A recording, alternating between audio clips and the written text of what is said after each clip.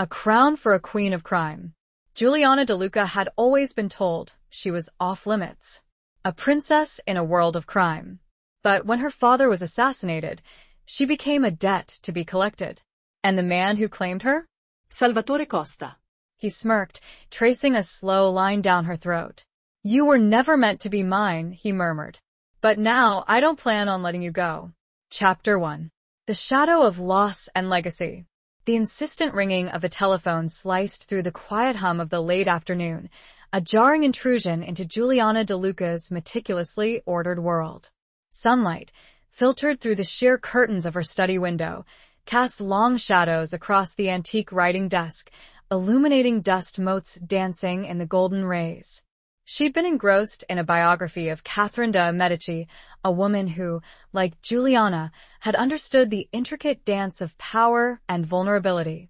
But the phone's relentless shriek pulled her back to the present, a present that felt increasingly precarious. She picked up the receiver, her hand trembling slightly. Pronto?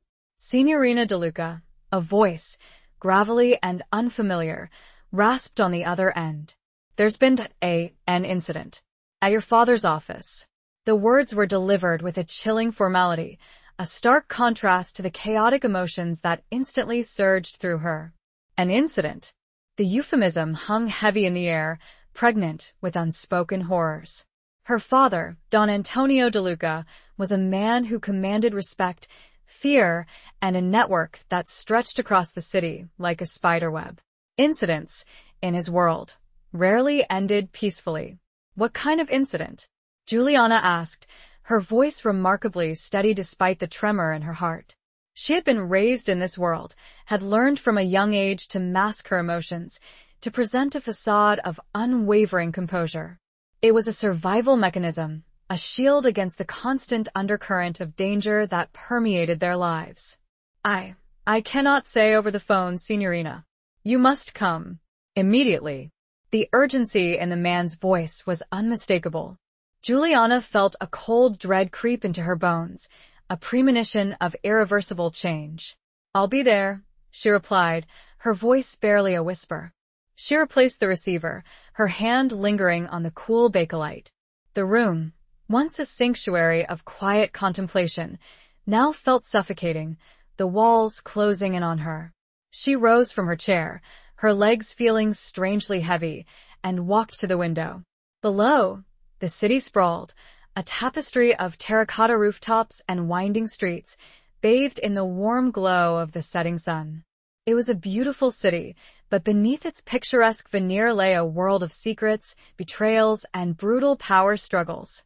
Juliana had always known that her life was different. The hushed conversations, the ever-present bodyguards, the unspoken rules that governed her every move, they were all reminders of her father's position, of the precariousness of their existence. She had been sheltered, protected, kept at arm's length from the darker aspects of the family business. A princess in a gilded cage, she'd often thought, allowed to glimpse the world but never truly participate in it. She changed quickly, discarding the elegant silk dress she had been wearing for a simple black pantsuit. The fabric felt stiff and unfamiliar against her skin, a stark contrast to the soft comfort of her usual attire. As she fastened the buttons, she caught a glimpse of her reflection in the antique mirror that hung above her dresser. Her face was pale, her eyes wide and dark, reflecting the fear that gnawed at her insides. But beneath the fear, she saw a flicker of something else, a steely determination, a resolve to face whatever awaited her. The drive to her father's office was a blur. The city streets, usually vibrant and bustling, seemed to fade into a hazy backdrop. Her mind raced, replaying every conversation she'd had with her father in recent weeks, searching for any hint of trouble, any sign that she had missed. He had been more distant lately, preoccupied with matters he refused to discuss. She had attributed it to the usual pressures of his business, but now, a sickening feeling of guilt washed over her. Had she been too complacent, too willing to accept his assurances that everything was fine? The car pulled up in front of an imposing building, its facade of polished granite and dark glass reflecting the darkening sky. The usual air of controlled activity was replaced by a palpable tension. Several men, their faces grim and unreadable, stood guard outside, their eyes scanning the street with a heightened vigilance. Juliana recognized some of them loyal soldiers of her father's, men who had sworn to protect him with their lives. One of them, a man named Marco, whose weathered face and kind eyes had always been a source of comfort to her, approached the car as she stepped out. He bowed his head slightly, his expression somber. "Signorina," he said, his voice low and respectful. "I am so sorry." His words, simple and heartfelt, confirmed her worst fears. The knot in her stomach tightened, and for a moment, she felt as though she might collapse. She took a deep breath, forcing herself to remain upright, to maintain the composure that was expected of her. "Take me to him," she said, her voice surprisingly firm. Marco led her through the building, past the empty reception area, the silent offices, the hushed whispers of the few employees who remained. The air was thick with the scent of stale cigar smoke and something else, something metallic and acrid that made her stomach churn. The scent of blood. They reached her father's office, the heavy oak door slightly ajar. Marco hesitated, his hand hovering over the doorknob. "Signorina," he said, his voice strained, "prepare yourself." He pushed the door open and Juliana stepped inside. The scene that greeted her was one of brutal violence. The once immaculate office was in disarray, furniture overturned, papers scattered across the floor. And in the center of the room, sprawled on the Persian rug, lay her father, his body riddled with bullet holes, his eyes staring blankly at the ceiling. Juliana felt a wave of nausea wash over her, and for a moment, the world seemed to tilt on its axis. She stumbled, reaching out to a nearby chair for support. The image of her father, once so powerful and imposing, now reduced to a lifeless corpse, seared itself into her memory. She knelt beside him, her hand trembling as she reached out to touch his cold cheek. A single tear traced a path down her face, followed by another, and another, until she was weeping silently, her body racked with sobs. The grief was overwhelming, a crushing weight that threatened to suffocate her. But even in the midst of her despair, a small voice inside her whispered, "You are not allowed this. Remember who you are." She was a DeLuca, and DeLucas did not break. A sound behind her made her turn. Standing in the doorway, silhouetted against the dim light of the hallway, was a man she had never seen before. He was tall and imposing, his broad shoulders filling the frame. His face was shadowed, but she could sense the intensity of his gaze, the cold calculation in his eyes. This was not one of her father's men. This was something else. He stepped into the room, his movements fluid and graceful, like a predator stalking its prey. He stopped a few feet away from her, his eyes fixed on her face. "Juliana DeLuca," he said, his voice a low, resonant murmur that sent a shiver down her spine. I am Salvatore Costa. The name, spoken with such quiet authority, resonated with a power she couldn't ignore. It was a name whispered in hushed tones, a name associated with a rival family, a family known for its ruthlessness and ambition. A name she knew meant only one thing. He took another step closer, and she could see his face more clearly now. It was a handsome face, undeniably so, with sharp cheekbones, a strong jaw, and eyes that were the color of dark, polished obsidian. But there was a hardness in his expression, a coldness that belied his outward beauty. This was a face familiar with violence, a face that held no trace of compassion. "Your father," he said, his voice devoid of emotion, "owed my family a great deal. A debt that now falls to you." His words hung in the air, heavy and suffocating. Juliana looked from Salvatore Costa's intense gaze back down to her father's lifeless body. The reality of her situation crashed down upon her with the force of a physical blow. She was no longer just a grieving daughter.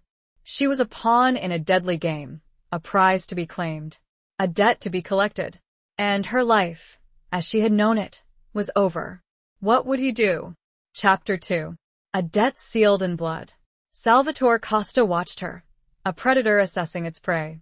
Juliana, kneeling beside her father's body, was the very picture of grief, a fragile porcelain doll shattered on the cold marble floor. But Salvatore knew better than to be fooled by appearances. The De Luca women were known for their resilience, their hidden strength, a fire that burned beneath a veneer of delicate beauty. He saw a flicker of that fire in her eyes, even now, amidst the tears.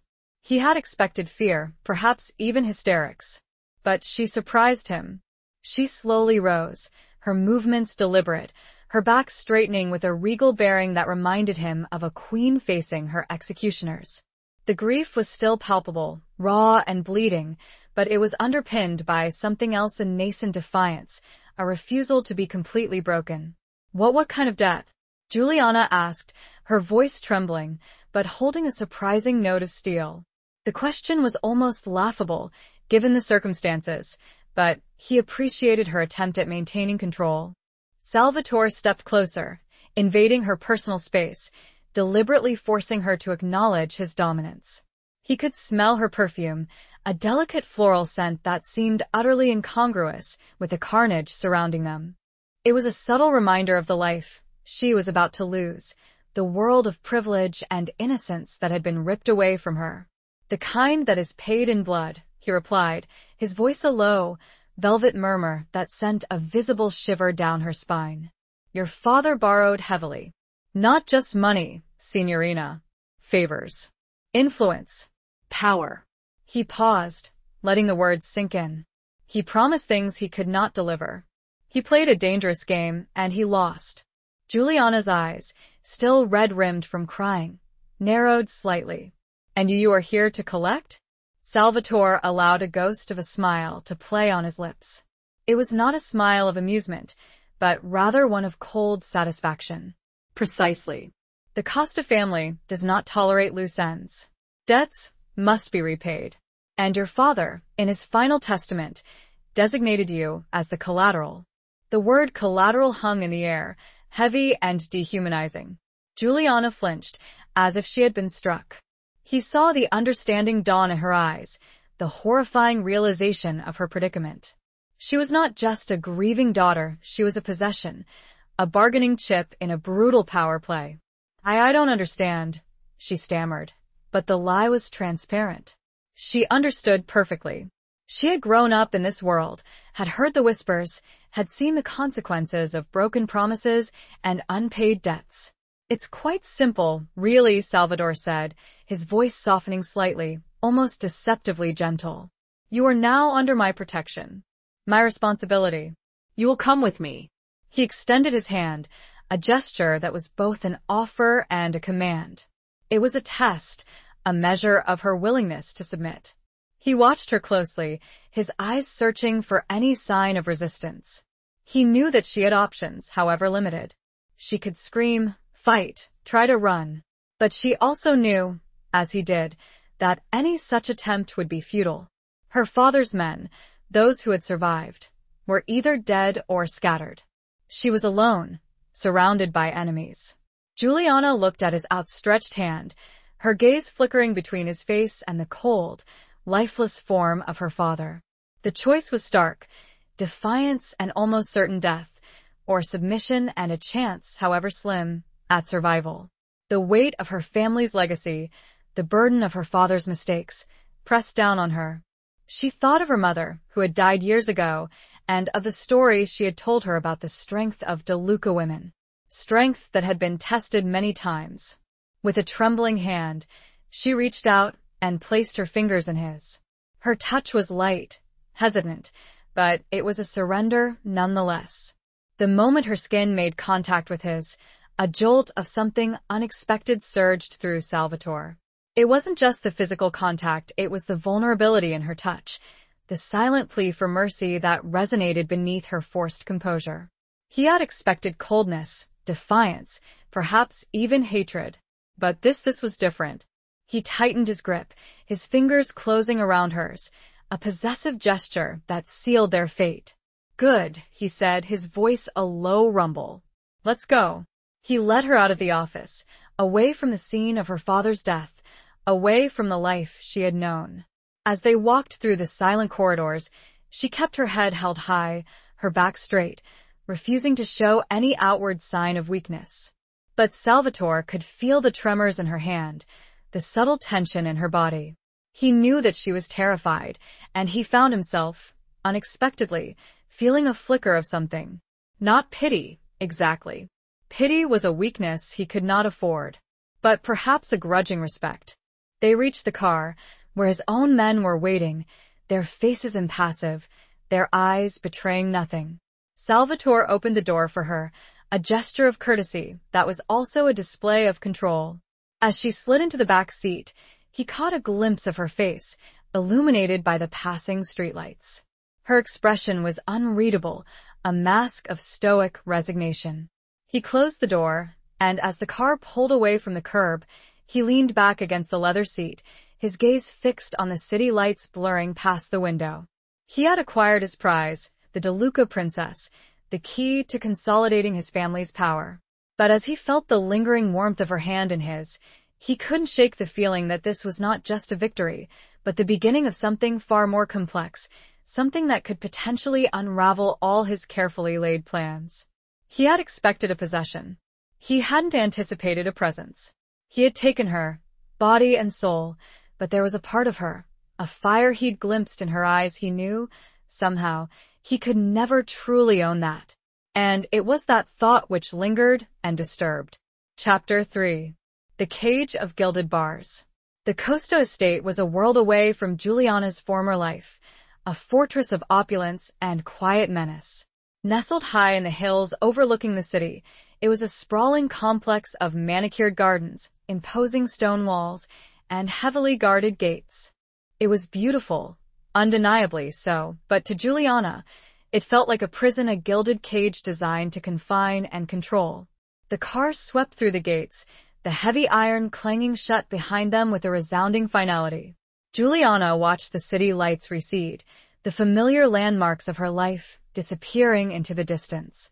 She felt a profound sense of isolation, a severing of ties that left her adrift in a hostile and unfamiliar world. Salvatore, silent and watchful, observed her from the corner of his eye. He saw the way she subtly gripped the edge of a seat, the slight tremor in her shoulders, the way she stared out the window, her gaze fixed on the receding cityscape. He knew that she was struggling to maintain her composure, to hold onto the remnants of her former identity. He had anticipated resistance, perhaps even open defiance. But her quiet acceptance, her stoic resignation, was more unsettling. It was as if she had already retreated into herself, building walls around her emotions, preparing for a long and arduous siege. He wondered what thoughts were swirling behind those dark, haunted eyes. The car stopped in front of a massive, intricately carved wooden door. Two guards, their faces impassive, stood on either side, their hands resting on the weapons strapped to their sides. Salvatore stepped out, extending his hand to Juliana. She hesitated for a moment, her gaze flickering between his face and the imposing entrance of the villa. Then, with a deep breath, she took his hand and stepped out of the car. The interior of the villa was even more opulent than the exterior.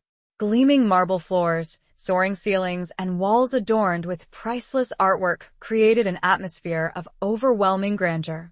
It was a display of wealth and power, a blatant reminder of the Costa family's dominance.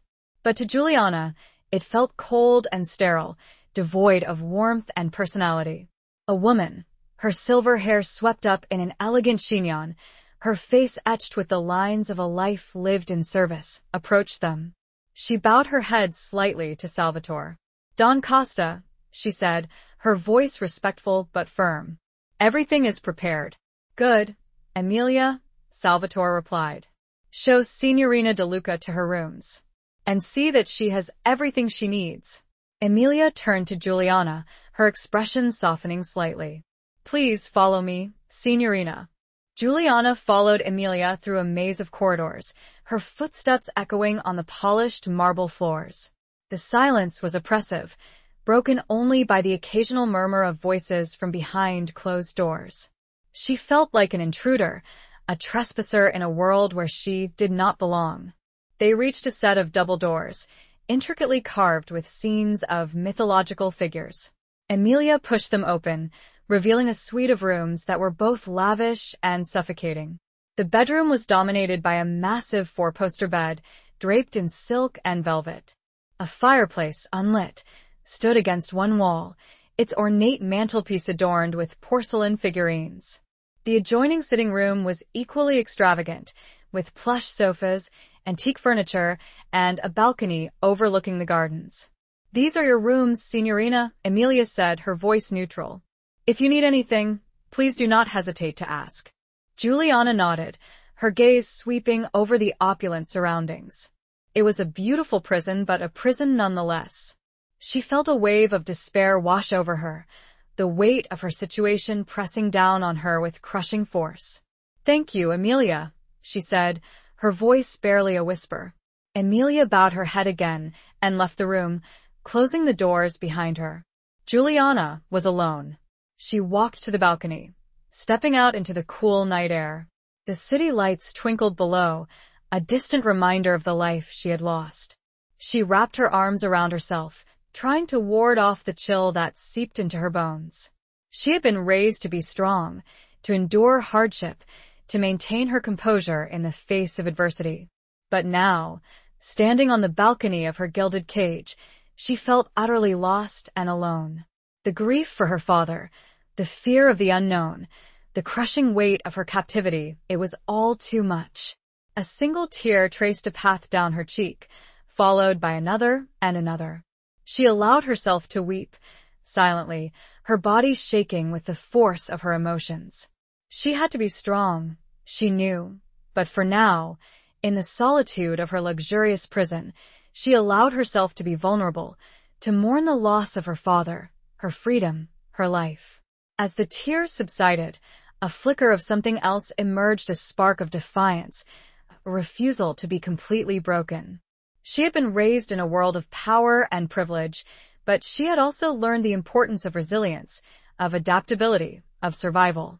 She was a DeLuca, and even in this hostile environment, she would find a way to endure, to protect herself, to perhaps even thrive. She wiped her eyes, her gaze hardening as she looked out at the city below. She did not know what the future held, what Salvatore Costa had planned for her. But she knew one thing: she would not be a passive victim. She would fight, in her own way, to reclaim her life, to honor her father's memory, to find a way out of this gilded cage. The game had begun, and she knew, looking at the glittering lights that represented her former freedom and her current captivity, that she had no choice but to play, and somehow win. But how could a pawn ever hope to win against a king? The question echoed bleakly in the silent night. Chapter 4. Whispers of Rebellion and Fear. The first few days in the Costa household were a blur of unsettling routine and unspoken tension. Juliana moved through the opulent villa like a ghost, her presence acknowledged, but largely ignored. She was given free rein of her rooms and the surrounding gardens, but the ever-present guards, their eyes watchful and unyielding, were a constant reminder of her captivity. Meals were served in a formal dining room, a vast, echoing space that seemed designed to intimidate. Salvatore was often absent, consumed by the business of running his empire. When he did appear, he was polite but distant, his interactions with Juliana limited to brief, formal exchanges. He treated her with a detached courtesy, as if she were a valuable but ultimately insignificant object. Juliana used these periods of solitude to explore her surroundings, to familiarize herself with the layout of the villa, the routines of the household. She observed the servants, their hushed conversations, their furtive glances. She learned their names, their roles, their loyalties. She was searching for weaknesses, for cracks in the fortress that surrounded her, for any opportunity to gain an advantage. She also spent hours in the villa's library, a vast collection of books that spanned centuries and genres.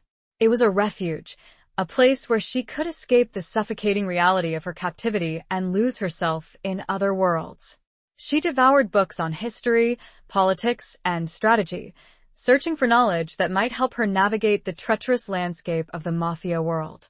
One evening, as she was returning to her rooms from the library, she overheard a conversation between two of the servants. They were speaking in hushed tones, their voices barely audible above the clinking of dishes in the nearby kitchen. "He's getting more ruthless," one of them said, a young woman named Sophia, who worked in the kitchens. "They say he's planning to make a move against the remaining DeLuca loyalists."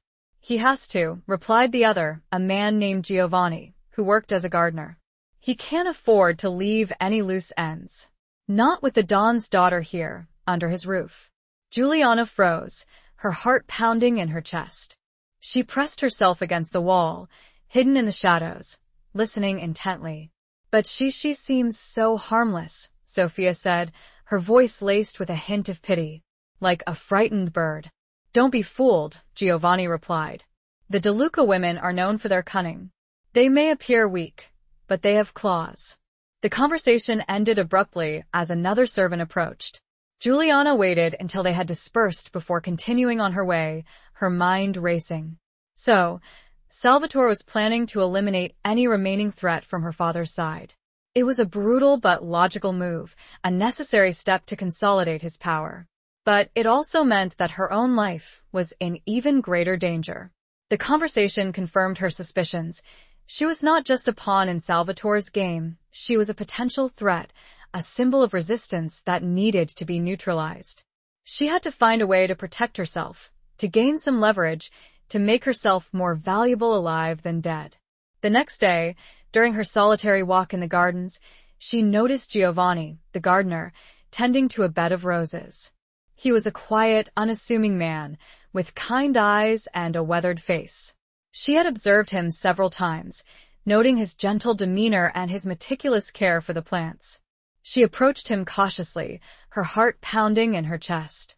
"Signor Giovanni," she said, her voice soft and polite. "These roses are beautiful." Giovanni looked up, startled by her presence. He bowed his head slightly. "Signorina," he said, his voice respectful. Thank you. "My mother loved roses," Juliana continued, her gaze fixed on the delicate blooms. "She used to say that they were a symbol of strength and resilience, able to thrive even in the harshest conditions." Giovanni's expression softened slightly. "Your mother was a wise woman, Signorina." Juliana took a deep breath, steeling herself for the risk she was about to take. "Signor Giovanni," she said, her voice barely a whisper, "I need your help." Giovanni's eyes widened in surprise, and a flicker of fear crossed his face. He glanced around nervously, ensuring that they were not being observed. "Signorina," he said, his voice strained.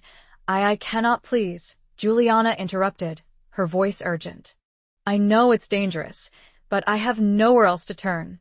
I overheard you talking about the DeLuca loyalists. I need to know what's happening. I need to know if there's any way to contact them." Giovanni hesitated, his eyes filled with conflict. He knew that helping her could cost him his life. But he also saw the desperation in her eyes, the genuine fear that lay beneath her composed exterior. He had heard the whispers about her, about the cruel fate that had befallen her. He felt a pang of sympathy for this young woman, trapped in a world of violence and betrayal. "Signorina," he said finally, his voice low and cautious, I may know someone. Someone who is loyal to your father. But it is very dangerous. If Don Costa finds out, I understand the risks," Juliana said, her voice firm. "But I have to try. I have to do something." Giovanni looked at her for a long moment, his eyes searching her face. He saw the determination in her gaze, the unwavering resolve that belied her fragile appearance. He made a decision. "Meet me here," he said, his voice barely a whisper, "tomorrow night, after everyone is asleep. I will tell you what I know." He turned back to his work, his movements quick and efficient. Juliana nodded, her heart pounding with a mixture of fear and hope. She had taken the first step, a dangerous gamble that could either save her or lead to her destruction. But she had no choice. She had to fight. She had to rebel. And the fear that gnawed at her was, for the first time, tinged with a sliver of something else. Not hope, not yet. But possibility. The possibility of agency, the whisper of a plan, the faintest echo of control. And that, she knew, would have to be enough. For now. Because the alternative was unthinkable. Chapter 5. Echoes of a Forgotten Life. The hours crawled by with agonizing slowness. Juliana found it impossible to concentrate on anything, her mind consumed by the impending meeting with Giovanni. She paced restlessly in her rooms, her anxiety growing with each passing minute.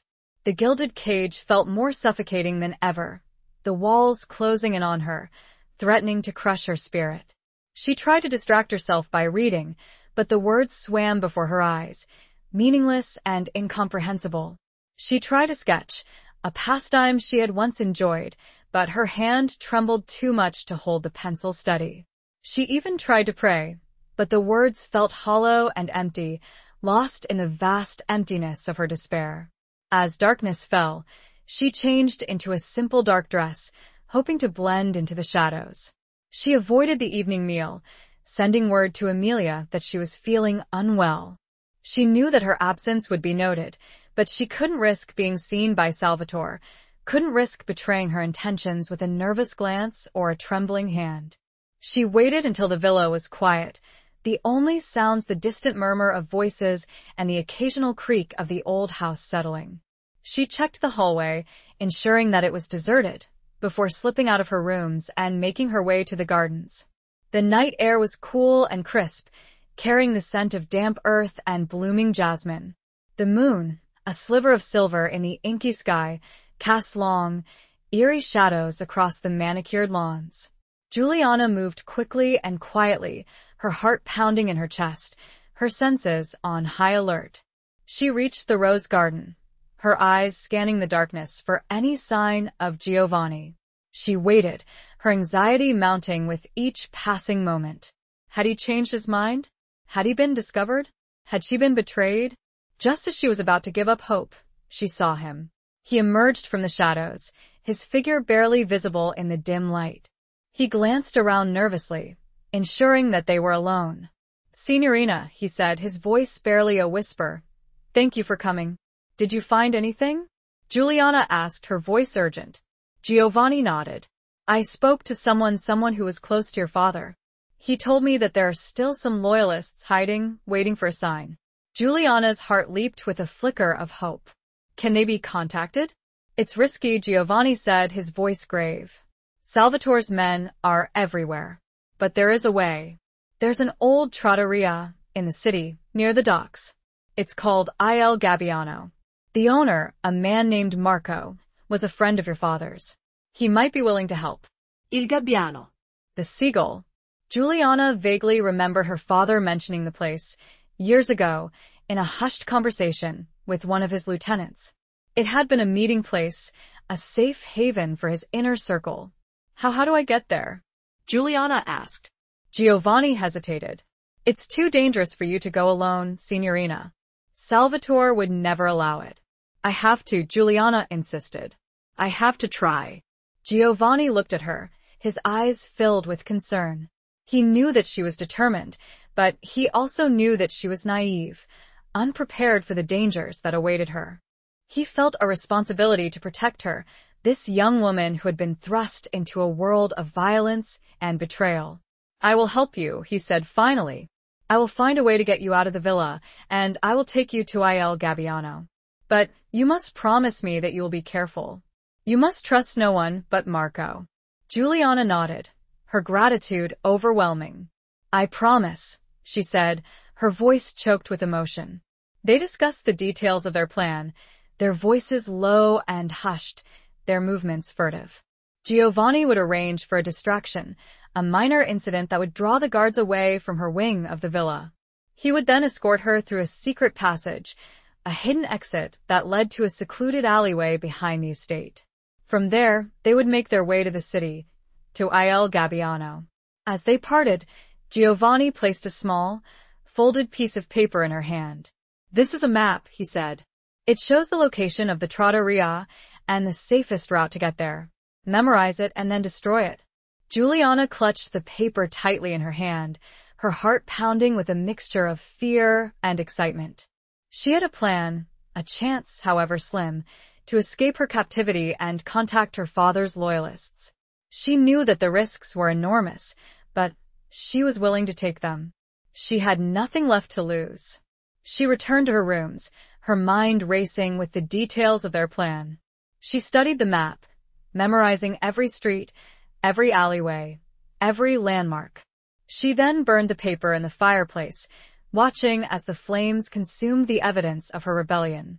As she lay in bed, waiting for sleep to come, she thought of her father, of his strength, his determination, his unwavering loyalty to his family. She thought of her mother, of the stories she had told her about the resilience of DeLuca women. She drew strength from their memories, from their legacy, from the blood that flowed through her veins. She was a DeLuca, and she would not be broken. She would fight for her freedom, for her family, for her future. She would face the dangers that awaited her, armed with courage, cunning, and the hope that, perhaps, she could find a way to reclaim her life. But the image of Salvatore Costa's dark, knowing eyes flashed in her mind's eye. He would be expecting defiance, surely. But perhaps not this kind of defiance. And perhaps that would be her advantage. The element of surprise. But it was a fragile advantage, and she knew it could shatter at any moment, leaving her more vulnerable than ever. Chapter 6. The Lion in his Denver. The following evening, as Juliana prepared for her escape, a summons arrived from Salvatore. He requested her presence at dinner, a rare occurrence that sent a wave of apprehension through her. She had been meticulously avoiding him, preferring the solitude of her rooms to the unsettling scrutiny of his gaze.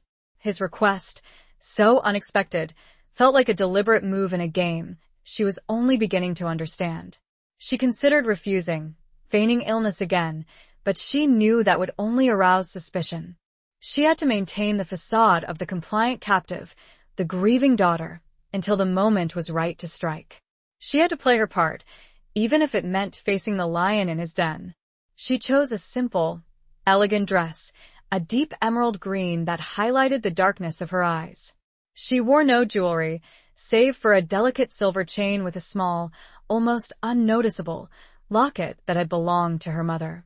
It was a hidden talisman, a reminder of the strength she carried within. She brushed her hair, letting it fall loose around her shoulders, a deliberate contrast to the tightly controlled hairstyles she usually wore. She wanted to appear vulnerable, unassuming, a woman lost in grief, not a woman plotting rebellion. As she walked to the dining room, she practiced her composure, forcing her heart to beat steadily, her breathing to remain even. She had to project an image of calm, of acceptance, of surrender. She had to deceive the man who held her captive, the man who had orchestrated her father's death. The dining room was dimly lit, the only illumination coming from the flickering candles on the long, polished table.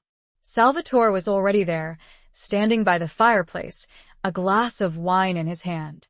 He turned as she entered, his eyes scanning her from head to toe, a slow, deliberate assessment that made her skin crawl.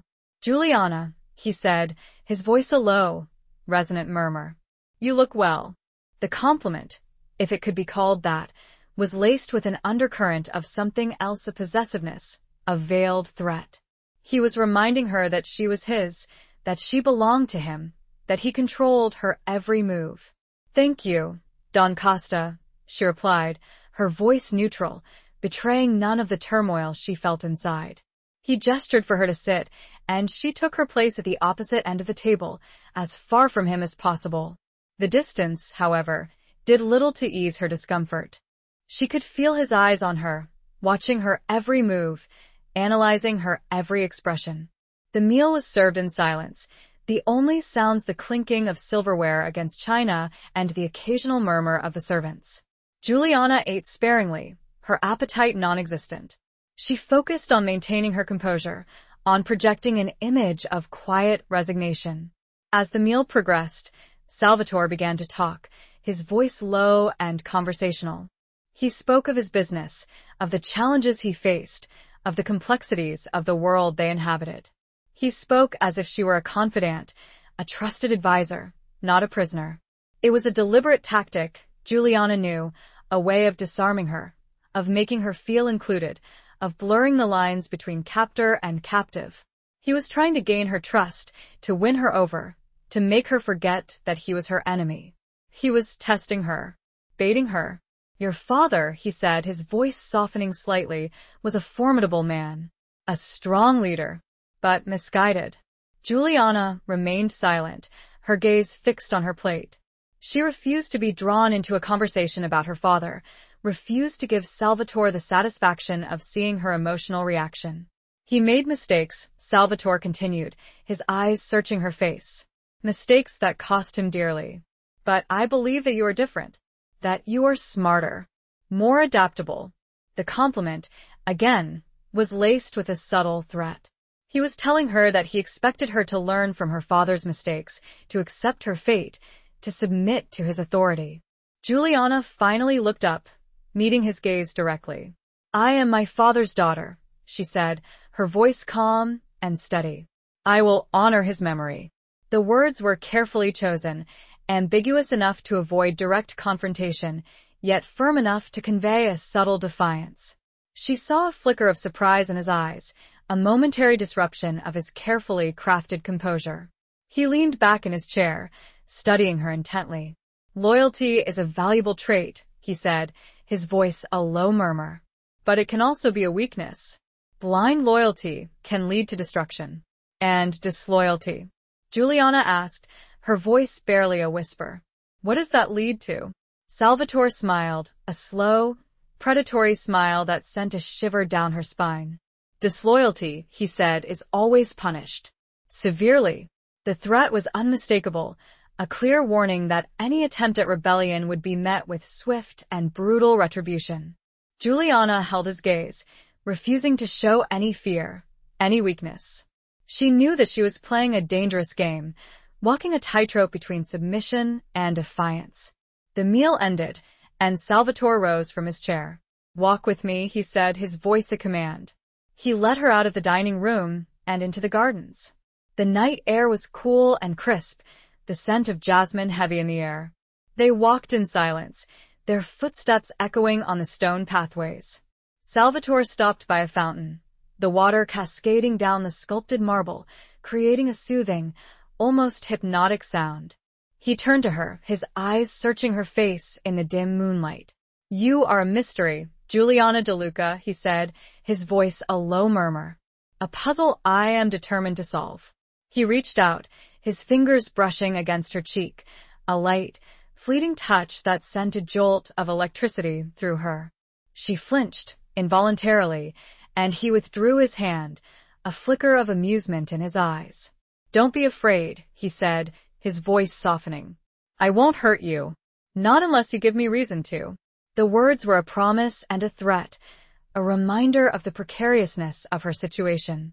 She was his prisoner, his possession, his to control. But she was also a De Luca, and she would not be broken. She would find a way to survive, to escape, to reclaim her life. He turned to leave, then turned back, one final comment lingering in the perfumed air. Sleep well, Juliana. Tomorrow we have much to discuss. That statement, she knew, was far more terrifying than any overt threat. What did discuss mean? What new level of control was he planning? Her carefully constructed plans suddenly felt flimsy, inadequate. But she had to proceed. There was no other choice. Giovanni was waiting. And perhaps so was her destiny. Chapter 7.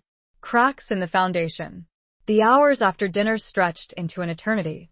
Juliana returned to her rooms, the encounter with Salvatore leaving her shaken and unnerved.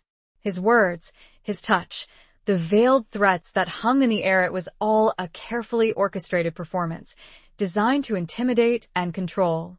She knew that he was watching her, assessing her, waiting for her to make a mistake. She paced restlessly, her mind racing with the details of her escape plan.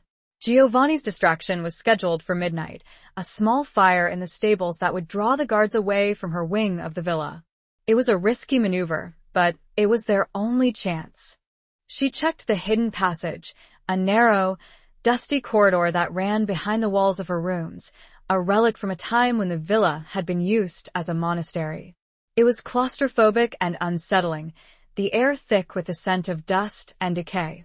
But it was her lifeline, her escape route from this gilded cage. As the appointed hour approached, she changed into the dark clothes she had prepared, her heart pounding in her chest, her senses on high alert. She listened intently for any sign of activity, any indication that her plan had been discovered. The silence was oppressive, broken only by the occasional creak of the old house settling. She waited, her anxiety mounting with each passing moment. Had Giovanni been caught? Had the fire failed to ignite? Had Salvatore, somehow, anticipated her move? Just as she was about to lose hope, she heard a distant shout, followed by the clanging of an alarm bell. The fire had started. The distraction was working. She took a deep breath, steeling herself for the dangerous journey ahead. She slipped into the hidden passage, her footsteps barely making a sound on the dusty floor. She navigated the narrow corridor, her hands brushing against the rough stone walls, her heart pounding in her chest. She reached the end of the passage, a small, concealed door that led to a secluded alleyway behind the villa. She hesitated for a moment, listening for any sign of pursuit. The alleyway was deserted, the only sounds the distant shouts of the guards and the crackling of the fire. She opened the door and slipped out into the night, her figure blending into the shadows. She moved quickly and quietly, her senses on high alert, her eyes scanning the darkness for any sign of danger. She reached the end of the alleyway and emerged onto a narrow, cobblestone street. She followed Giovanni's instructions, keeping to the shadows, avoiding the main thoroughfares, her heart pounding with every step. She made it a couple of blocks before doubt crept in. Had she made a mistake? Was it all too simple? Suddenly, a figure stepped out of the shadows, blocking her path. Juliana froze, her heart leaping into her throat. It was one of Salvatore's men, his face grim and unreadable, his hand resting on the weapon strapped to his side. "Signorina De Luca," he said, his voice cold and avoiding. "Where do you think you're going?" Juliana's mind raced. She had been discovered. Her escape plan had failed. She was trapped. She considered running, but she knew it was futile. He was faster, stronger, and armed. She had to think, to improvise, to find a way out of this impossible situation. I couldn't sleep, she stammered, her voice trembling, trying to project an image of innocence and vulnerability. I went for a walk to clear my head. The guard's expression remained unchanged. "The dawn does not permit you to leave the villa grounds, Signorina. Especially not at this hour." "I know," Juliana said, her voice barely a whisper. "I lost track of time. I was thinking about my father." She let her voice crack, a subtle hint of grief, hoping to appeal to his sympathy, to any shred of humanity that might remain beneath his hardened exterior. The guard hesitated for a moment, his eyes searching her face. He saw the fear in her eyes, the genuine distress that she was trying so hard to conceal. He had heard the whispers about her, about the tragedy that had befallen her. He made a decision. "Return to the villa, Signorina," he said, his voice softening slightly. "I will not report this time. But do not let it happen again." Juliana's relief was overwhelming, but she knew that she couldn't show it. She had to maintain the facade of the grieving, compliant captive. "Thank you," she said, her voice choked with emotion. "Thank you." She turned and walked back towards the villa, her legs feeling weak and shaky. She had been given a reprieve, a second chance, but she knew that she had used up her luck. Salvatore would not be so forgiving next time. As she re-entered the villa, the chaos from the fire was dying down. Guards were returning to their posts, their faces flushed and sweaty. She slipped back into her rooms, unnoticed, her heart still pounding in her chest. She had failed. Her escape plan had been thwarted. But she had also learned something valuable. There were cracks in Salvatore's fortress, weaknesses in his seemingly impenetrable security. There were men within his ranks who still possessed a shred of compassion, a flicker of humanity. And that, she realized, was something she could exploit. She might not be able to escape through brute force, but perhaps she could find another way. A way to undermine Salvatore's power from within. a way to use his own men against him. The guard's moment of hesitation, it was a tiny fissure, but fissures could widen. And foundations, however strong, could crumble. The thought, fragile as it was, offered the barest glimmer of not hope, exactly, but strategy. And strategy, she knew, was a weapon. A weapon she desperately needed. Chapter 8. A glimmer of forbidden light. The near escape and the unexpected leniency of the guard had a profound effect on Juliana.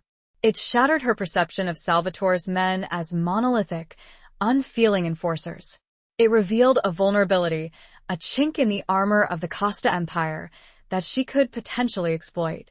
It also, paradoxically, made her more aware of the intricate web of surveillance that surrounded her. Every servant, every guard, every visitor was a potential informant, a pair of eyes watching her every move. She began to pay closer attention to the dynamics within the household, observing the interactions between Salvatore and his men, the subtle hierarchies and rivalries that existed beneath the surface of absolute loyalty. She noticed the small resentments, the unspoken grievances, the individual personalities that chafed under the strict discipline of the Costa regime. She also continued her conversations with Giovanni, albeit with increased caution. He was her only confidant, her only link to the outside world, the only person she could trust, even if that trust was born of necessity and desperation. Giovanni, shaken by the near discovery of her escape attempt, urged her to abandon her plans. He feared for her safety, for his own, for the consequences that would inevitably follow if Salvatore discovered their collaboration. "Signorina," he pleaded, his voice low and urgent, "it is too dangerous. You must give up this idea. It will only lead to your destruction." Juliana understood his fear, but she refused to be deterred. She had tasted freedom, however briefly, and she could not go back to being a passive prisoner. She had to fight, even if it meant risking everything. "I appreciate your concern, Giovanni," she said, her voice firm but gentle. "But I cannot give up. I have to find a way to contact my father's loyalists. I have to find a way to reclaim my life." She saw the conflict in his eyes, the struggle between his fear and his loyalty to her father's memory. She knew that she was asking him to risk his life for her, and the weight of that responsibility pressed down on her. "There might be another way," she said, her voice thoughtful. "A way to gather information, to understand Salvatore's plans, without putting ourselves in immediate danger." She had been thinking about the guard who had intercepted her, the one who had shown her unexpected mercy. His name was Lorenzo, she had learned, and he was relatively new to the Costa household. He was young, perhaps not yet fully hardened by the brutality of the mafia world. He was a potential ally, a weak link in Salvatore's chain of command. "What do you mean, Signorina?" Giovanni asked, his voice hesitant. "I needed to get closer to him," Juliana said, her voice barely a whisper. "To Lorenzo. To find out why he let me go. To see if he can be trusted." Giovanni was horrified. "Signorina, that is madness. He is one of Salvatore's men. He will betray you." "Perhaps," Juliana said, her voice firm. "But perhaps not. He had the chance to turn me in, and he didn't. There must be a reason. I have to find out what it is." It was a dangerous gamble, she knew, but it was a calculated risk. She had to find a way to turn Salvatore's own men against him, to sow seeds of doubt and dissent within his ranks. It was a long shot, but it was her only hope. Over the next few days, she began to orchestrate accidental encounters with Lorenzo. She would take her walks in the gardens at the times when he was on duty. She would linger near his post. She would engage him in brief, seemingly innocent conversations. She learned that he was from a small village in the countryside, that he had joined a Costa family out of economic necessity, not out of any particular loyalty to Salvatore. She sensed a vulnerability in him, a dissatisfaction with his life, a longing for something more. She spoke to him about her father, about her grief, about her loneliness. She did not reveal her plans, her intentions, but she subtly tested his reactions, gauging his empathy, his willingness to listen. One evening, as she was returning to her rooms, she saw him standing guard outside her door. She approached him cautiously, her heart pounding in her chest. Lorenzo, she said, her voice soft and gentle. Thank you for what you did the other night. For not reporting me. Lorenzo looked at her, his expression unreadable. He hesitated for a moment, then spoke, his voice low and cautious. You remind me of my sister, he said, his voice barely a whisper. She was also trapped. In a situation she couldn't escape. His words, so unexpected, sent a shiver down her spine.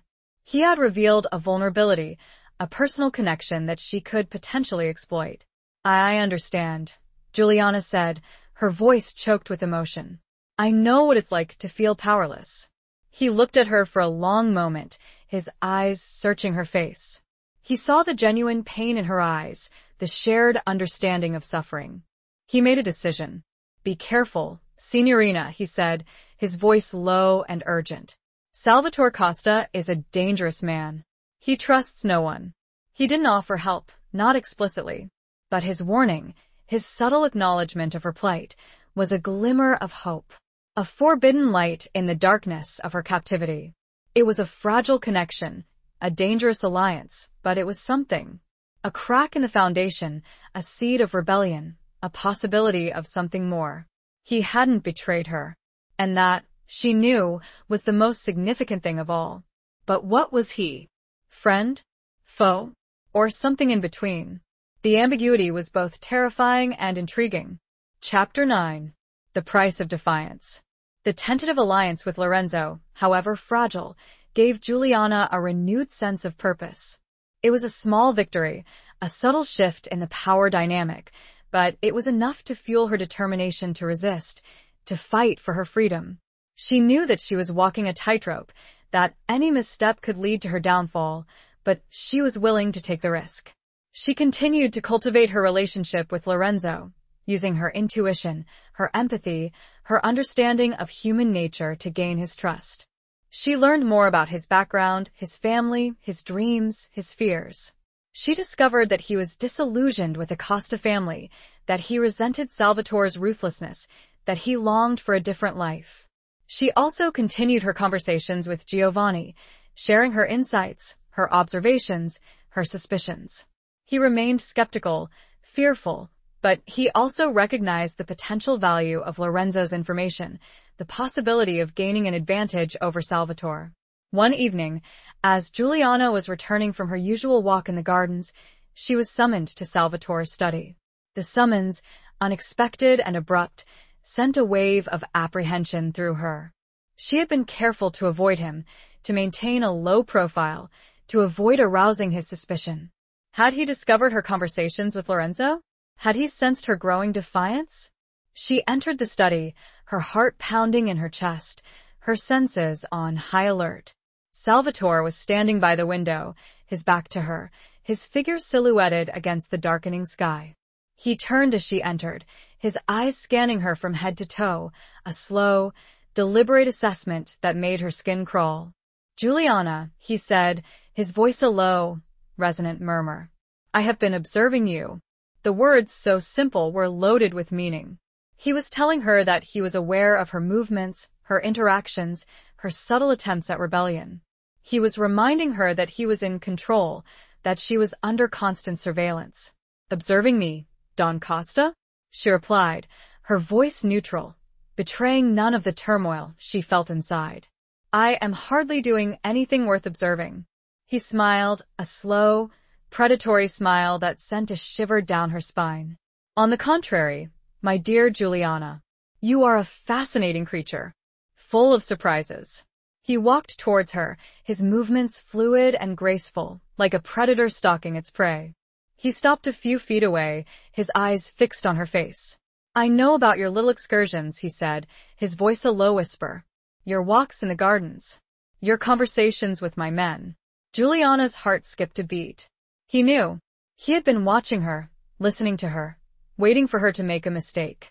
I don't know what you mean, she stammered, but the lie was transparent. Salvatore laughed, a low, throaty laugh that echoed through the room. Don't insult my intelligence, Juliana. I know everything that happens within these walls. Every whisper, every secret, every betrayal. He reached out, his fingers brushing against her cheek, a light, fleeting touch that sent a jolt of electricity through her. She flinched, involuntarily, and he withdrew his hand, a flicker of amusement in his eyes. "You are playing a dangerous game, Juliana," he said, his voice softening, almost deceptively gentle. "A game you cannot win." "I am not playing any game," she replied, her voice firm, despite the tremor in her heart. "I am simply trying to survive." "Survival," he said, his voice a low murmur, "requires obedience, compliance, surrender." He stepped closer, invading her personal space, forcing her to acknowledge his dominance. He could smell her perfume, the delicate floral scent that seemed utterly incongruous with the tension in the air. "You are a DeLuca," he said, his voice a low whisper. "And DeLucas are known for their defiance.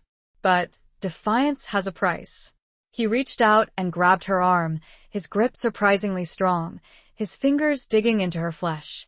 Juliana gasped, a sharp intake of breath, but she refused to cry out, refused to show any sign of pain. It wasn't the physical pain. It was the sudden, stark reminder of her powerlessness. "Let me go," she said, her voice low and steady, her eyes fixed on his. Salvatore tightened his grip, his eyes searching her face. He saw the fear in her eyes, but he also saw something else, a flicker of defiance, a refusal to be completely broken.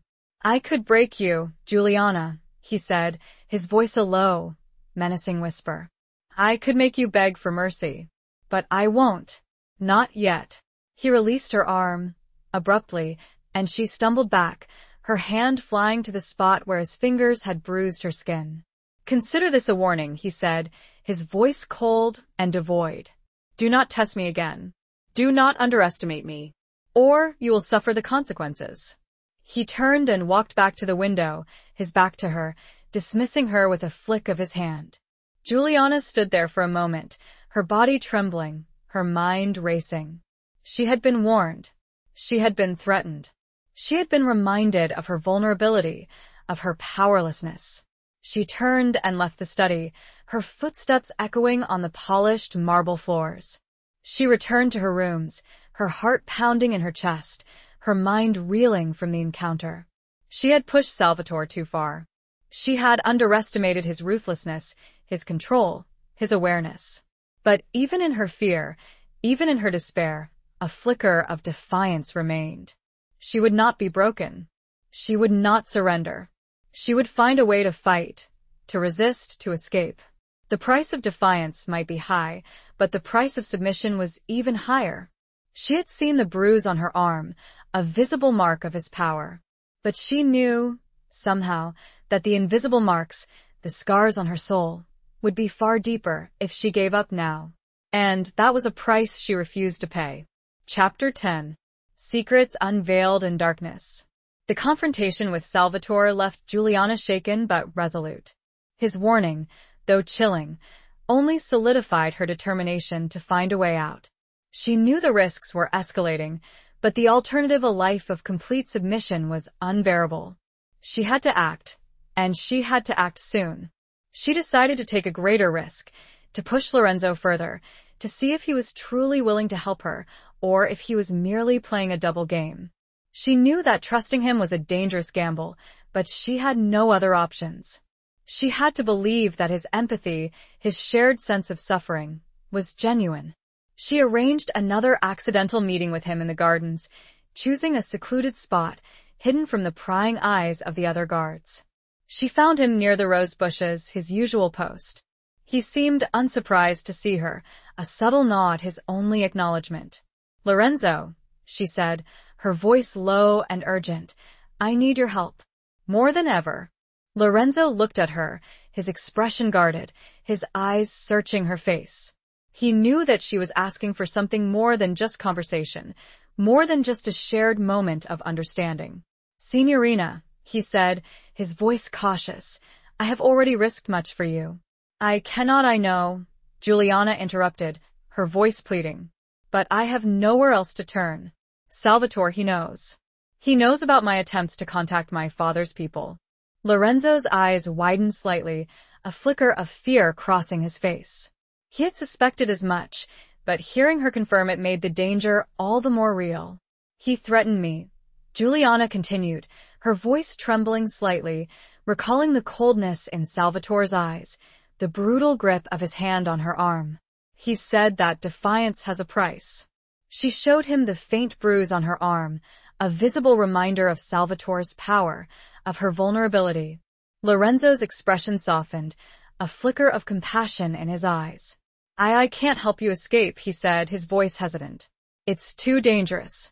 But perhaps I can help you gather information. I can tell you what I know about Salvatore's plans." Juliana's heart leaped with a flicker of hope. It wasn't escape, but it was something. Information was power, and power was what she desperately needed. "Anything," she said, her voice urgent. "Anything you can tell me. About his enemies, his allies, his weaknesses." Lorenzo hesitated for a moment, then spoke, his voice low and cautious. "There is a meeting," he said. "Tomorrow night. A secret meeting. With the heads of the other families. They are discussing an alliance. Against a common enemy." Juliana's mind raced. En alliance. Against whom? Could it be against her father's remaining loyalists? Or was there another player? A greater threat that even Salvatore feared? "Where?" she asked, her voice barely a whisper. "Where is the meeting?" Lorenzo hesitated again, his eyes filled with conflict. He knew that revealing this information was a betrayal of his oath to Salvatore, a betrayal that could cost him his life. But he also saw the desperation in Juliana's eyes, the genuine fear that lay beneath her composed exterior. He took a deep breath and spoke, his voice barely audible above the rustling of the leaves. "The old warehouse," he said. "By the docks. The one that used to belong to your father. The old warehouse. The place where her father had conducted his most secret business. The place where he had held meetings with his closest allies." The irony was bitter, the symbolism profound. "Thank you, Lorenzo," Juliana said, her voice choked with emotion. "Thank you." He nodded, his expression grim. "Be careful, Signorina," he said. "This information, it could be a trap. Salvatore is cunning. He may be expecting you to try something." Juliana knew that he was right. The risk was enormous, but she had no choice. She had to go to the warehouse. She had to find out what was happening. She had to see if there was any chance of contacting her father's loyalists, of finding allies in this deadly game. She had to take the risk, even if it meant walking into a trap. As she left Lorenzo, she felt a surge of adrenaline, a mixture of fear and excitement. She had a plan, a destination, a purpose. She had information, a weapon, however fragile, that she could use against Salvatore. That night, sleep evaded her. The darkness was filled with whispers, with shadows, with the faces of Salvatore and Lorenzo, their voices echoing in her mind. The meeting, the warehouse, the alliance, the trap. The possibilities swirled around her, a chaotic mix of hope and despair. She knew, with a growing certainty, that the events of the following night would change everything. She had to be ready. She had to be strong. She had to be a DeLuca. But as dawn crept closer, a single, unsettling thought persisted. What if Lorenzo was telling the truth about the trap? The question hung in the air, a chilling premonition of what might await her in the darkness of the old warehouse. Chapter 11. The Dance of Trust and Betrayal. Juliana spent the following day in a state of heightened anxiety, preparing for the night's dangerous undertaking. She knew that walking into the warehouse was a gamble, a potential trap, but she felt compelled to go, driven by a desperate need to uncover the truth, to find any remaining allies, to strike back at Salvatore. She reviewed the information Lorenzo had given her, committing every detail to memory. The location of the warehouse, the time of the meeting, the identities of the families involved. She also considered the possibility that it was a trap, that Salvatore was using her, manipulating her, leading her into a carefully orchestrated ambush. She decided to confide in Giovanni, sharing her plan, her fears, her suspicions. He was, as always, horrified by the risk she was taking, but he also understood her determination, her refusal to surrender. Signorina, he pleaded, his voice filled with concern. It is too dangerous. You cannot go alone. It could be a trap. Salvatore is not a man to be trifled with. I know, Juliana replied, her voice firm but weary. But I have no choice. I have to know what's happening. I have to see if there's any chance of contacting my father's people. Giovanni saw the resolve in her eyes, the unwavering determination that belied her fragile appearance. He knew that he could not dissuade her, that she was committed to this dangerous course of action. Then I will go with you, he said, his voice resigned. I will not let you face this alone. Juliana was touched by his loyalty, by his willingness to risk his life for her. But she knew that she could not allow him to accompany her. It was too dangerous, and she could not bear the thought of him suffering the consequences of her actions. No, Giovanni, she said, her voice gentle but firm. You have done enough. This is something I must do alone. He argued, protested, but she remained adamant. She would face this challenge alone, armed with her wits, her courage, and the fragile hope that Lorenzo's information was genuine. As darkness fell, she prepared for her departure, changing into dark clothes, concealing a small, sharp knife in the folds of her dress. It was a meager weapon, but it was all she had. She felt a surge of adrenaline, a mixture of fear and excitement, as she slipped out of her rooms and made her way through the silent villa. She avoided the main corridors, keeping to the shadows, her senses on high alert. She reached the secret passage, the same one she had used before, her heart pounding in her chest. She navigated the narrow, dusty corridor, her hands brushing against the rough stone walls, her mind racing with the possibilities that awaited her.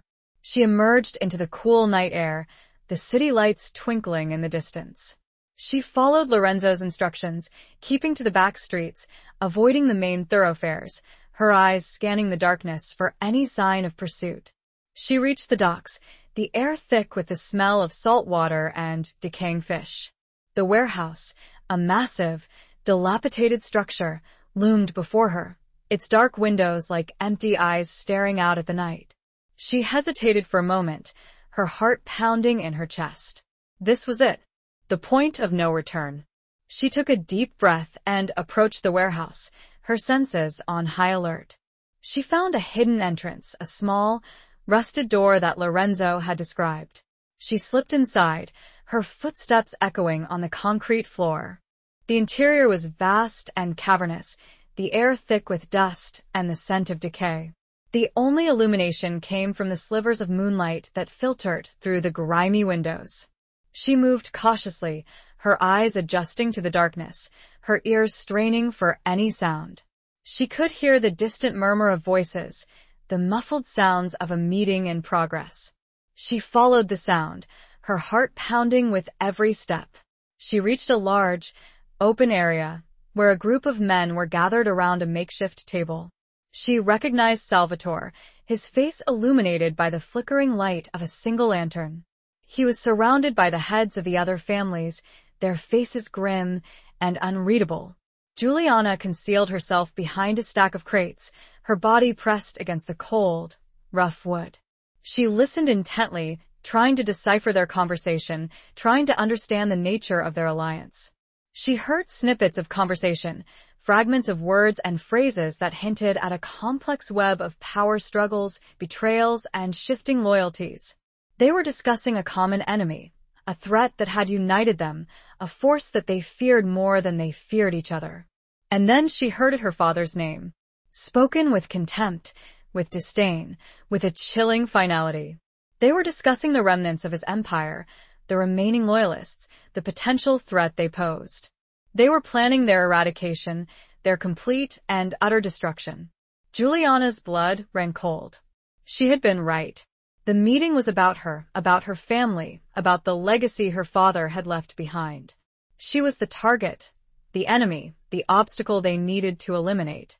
And then she saw him, Lorenzo, standing at the edge of the group, his face impassive, his eyes betraying nothing. He was one of them. He had betrayed her. He had led her into a trap. But as her eyes met his, across the large space, she saw something flicker. Something unreadable. Was it regret? Guilt? Or something else? It was gone so quickly, she couldn't be sure. But it was there. And that flicker that changed everything. Or did it? Chapter 12. A storm of revelation. The realization that Lorenzo had betrayed her hit Juliana with the force of a physical blow. The trust she had so carefully cultivated, the hope she had placed in him, shattered into a million pieces. She felt a surge of anger, of betrayal, of despair. She had been a fool, a naive pawn in a deadly game. But even in her shock, even in her fear, a flicker of doubt remained. Lorenzo's fleeting expression, that momentary flicker of something in his eyes, had planted a seed of uncertainty. Was it possible that he was playing a double game? Was it possible that his betrayal was not what it seemed? She forced herself to remain calm, to observe, to gather information. She had to understand the full extent of the situation, the true nature of the alliance, before she made her next move. She listened intently to the conversation, piecing together the fragments of words and phrases, trying to decipher the hidden meanings, the unspoken agendas. She learned that the alliance was not just against her father's remaining loyalists, but also against a rival faction, a group of upstarts who were challenging the established order of the mafia world. This new enemy was ruthless, ambitious, and well-funded, posing a significant threat to the existing families. Salvatore was the driving force behind the alliance, the one who had orchestrated the meeting, the one who was determined to crush all opposition. He was playing a dangerous game, maneuvering between rival factions, manipulating loyalties, consolidating his power. As the meeting progressed, Juliana noticed a subtle tension between Salvatore and some of the other family heads. They were wary of him, suspicious of his motives, reluctant to fully commit to his leadership. They were allies of necessity, not of trust, bound together by a common enemy, but divided by their own ambitions and rivalries. And then, the unexpected happened. One of the family heads, a man named Don Angelo, stood up and challenged Salvatore directly.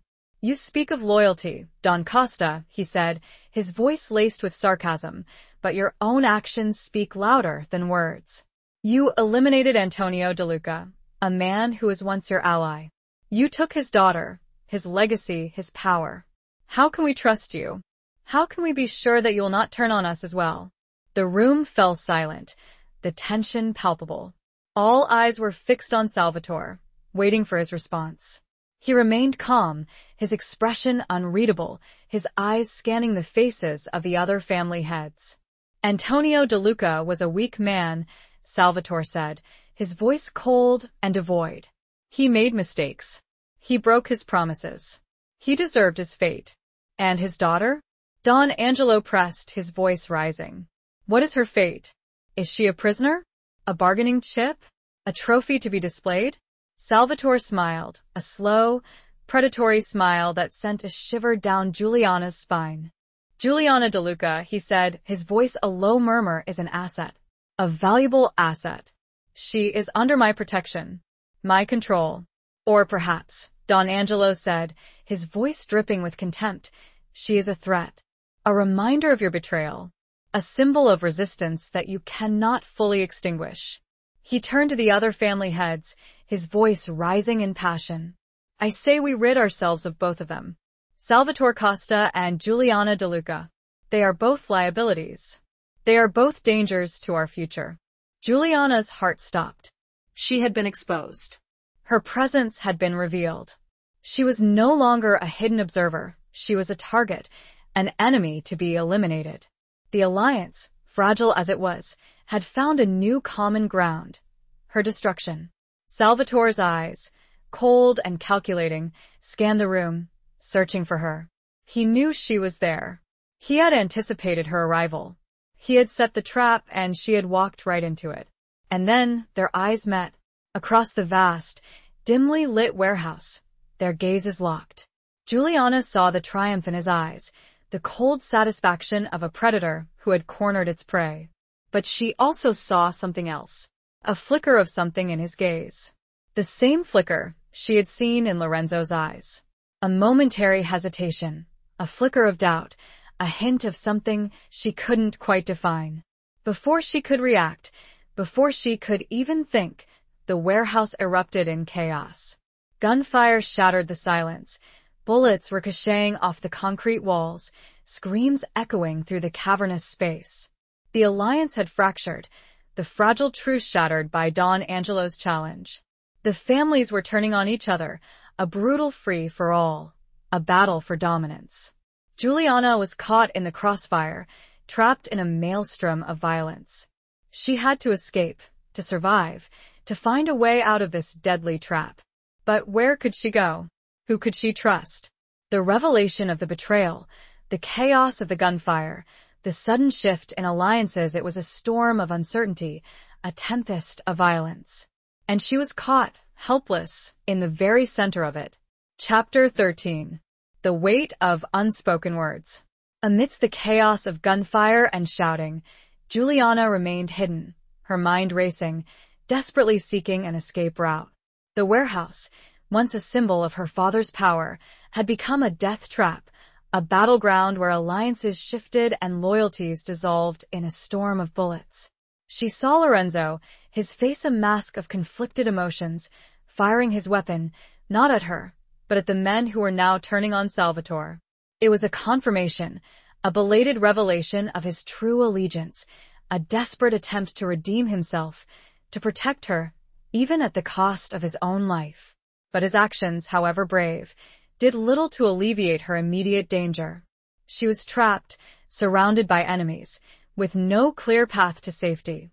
She had to act, to move, to find a way out before she was caught in the crossfire.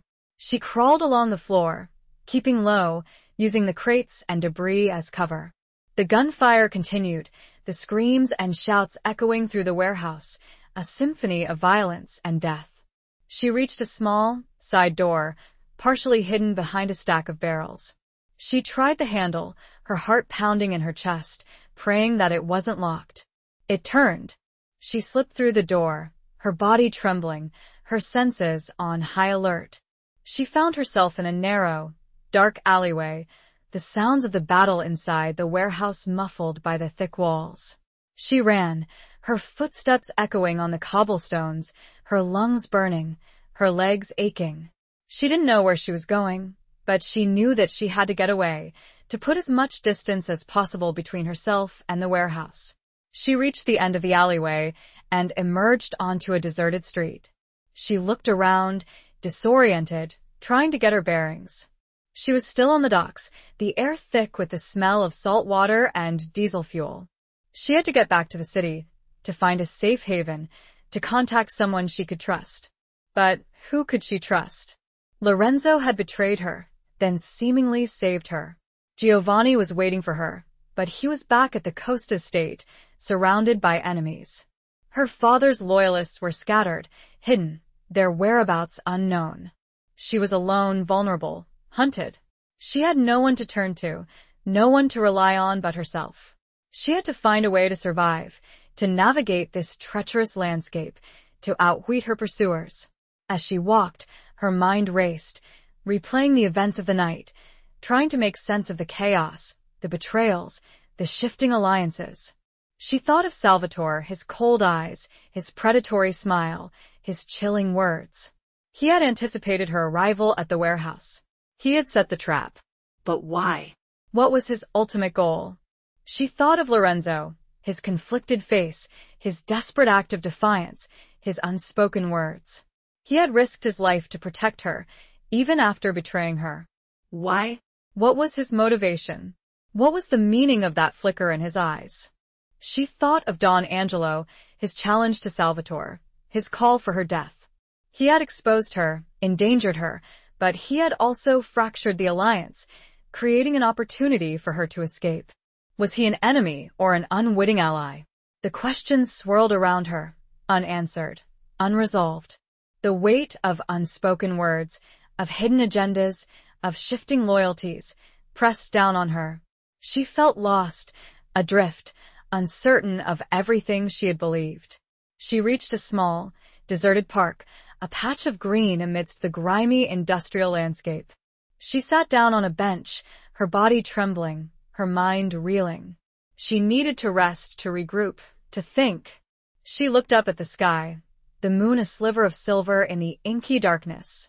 She thought of her father, of his strength, his resilience, his unwavering loyalty to his family. She drew strength from his memory, from his legacy, from the blood that flowed through her veins. She was a DeLuca, and she would not be broken. She would not surrender. She would find a way to survive, to fight, to reclaim her life. But as she sat there, alone in the darkness, she realized that she could no longer rely on the old rules, the old loyalties, the old certainties. She had to forge her own path, to create her own alliances, to trust her own instincts. She had entered the warehouse seeking answers, seeking allies, seeking a way to strike back at Salvatore. She had found chaos, betrayal, and a deeper understanding of the treacherous world she inhabited. She had lost her illusions, but she had also gained something else, a fierce determination to survive, to adapt, to overcome. The night was far from over. The storm had just begun. And she, Juliana DeLuca, was caught in the very center of it. But she was no longer a pawn. She was a player, a reluctant player, perhaps, but a player nonetheless. And she was determined to win, even if she had to rewrite the rules of the game. Chapter 14. Scars of the Past, Bonds of the Present. The encounter at the warehouse, with its violence and revelations, left Juliana deeply scarred, both physically and emotionally. The escape had been harrowing. The realization of Lorenzo's initial betrayal and subsequent, ambiguous, rescue profoundly unsettling. She had found refuge in a small, nondescript hotel near the docks, a place where she could blend in, disappear, and try to make sense of the chaos that had engulfed her. The room was small and sparsely furnished, but it was clean and safe, a temporary haven from the storm that raged outside. She tended to her minor injuries, scrapes and bruises sustained during her escape, her hands trembling slightly as she applied antiseptic to the wounds. The physical pain was nothing compared to the emotional turmoil that churned within her. She replayed the events of the night, trying to piece together the fragmented memories, the conflicting emotions, the unanswered questions. Lorenzo's actions remained the most perplexing. Why had he led her into a trap, only to then risk his life to save her? Was it guilt? Redemption? Or something else entirely? She thought of Salvatore, his cold, calculating gaze, his chilling words. He had anticipated her every move, had manipulated her, had used her as a pawn in his deadly game. But why? What was his ultimate goal? What did he want from her?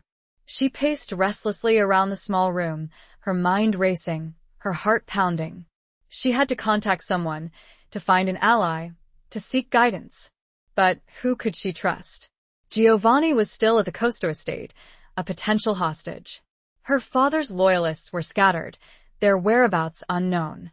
She decided to take a risk, to reach out to the one person who might still be able to help her. Marco, the owner of Il Gabbiano, the trattoria that Giovanni had mentioned.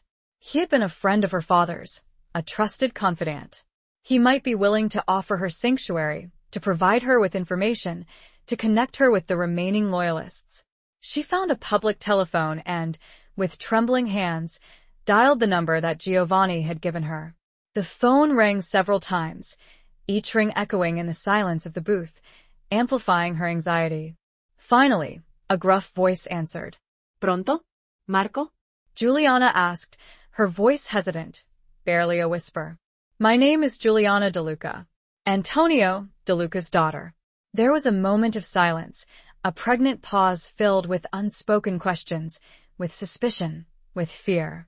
Then, the voice softened slightly. Juliana, I heard what happened. I am so sorry. His words, simple and heartfelt, offered a glimmer of hope, a fragile connection to the past, to the world she had lost. I need your help, Marco, she said, her voice urgent. I am in trouble. She explained her situation, her escape from the Costa estate, the meeting at the warehouse, her desperate need for sanctuary. She spoke quickly, her words tumbling out, her fear and desperation palpable.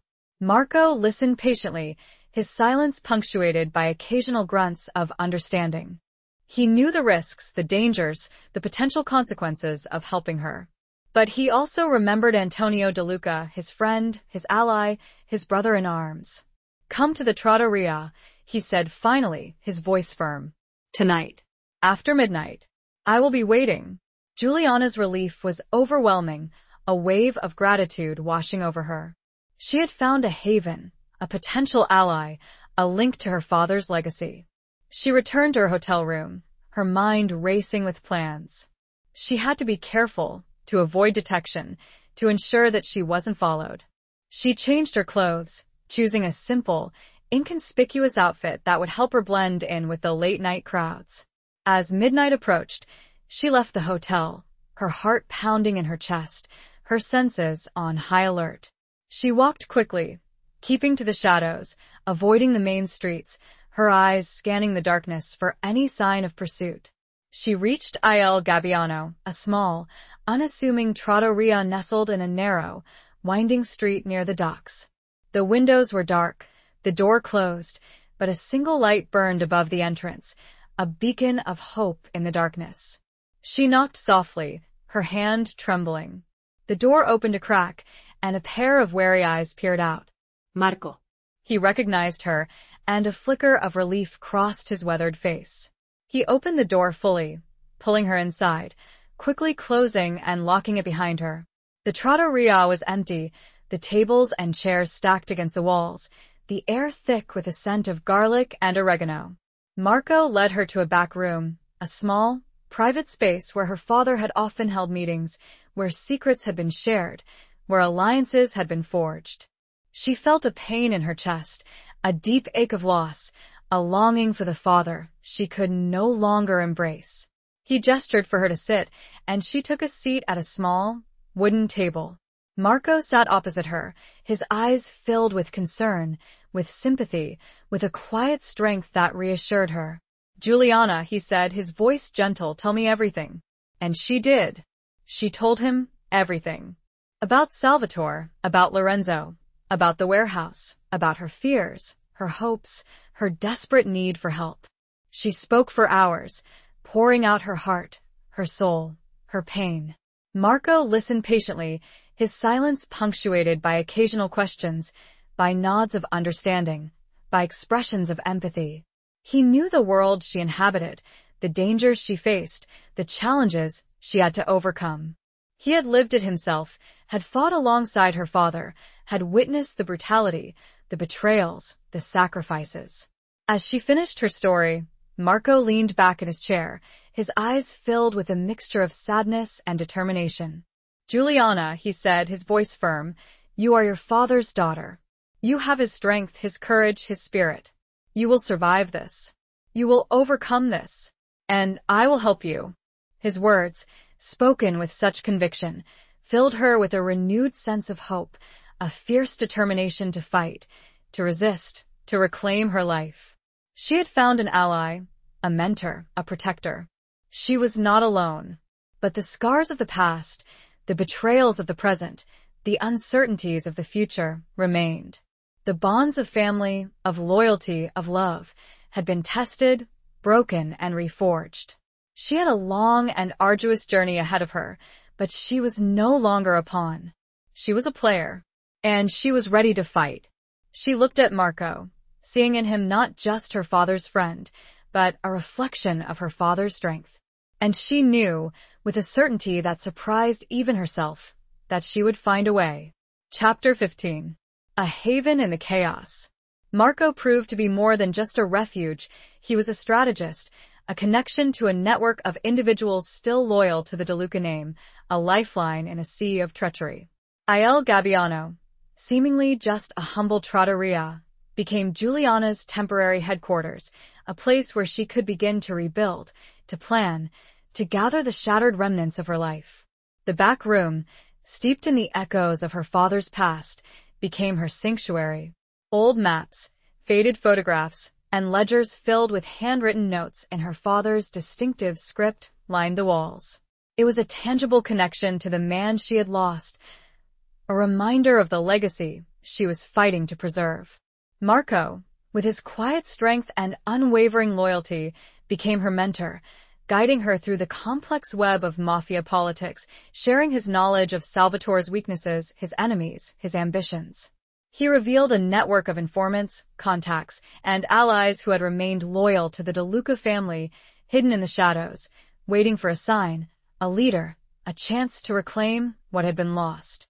Salvatore is powerful, Marco explained, his voice low and grave, but he is not invincible.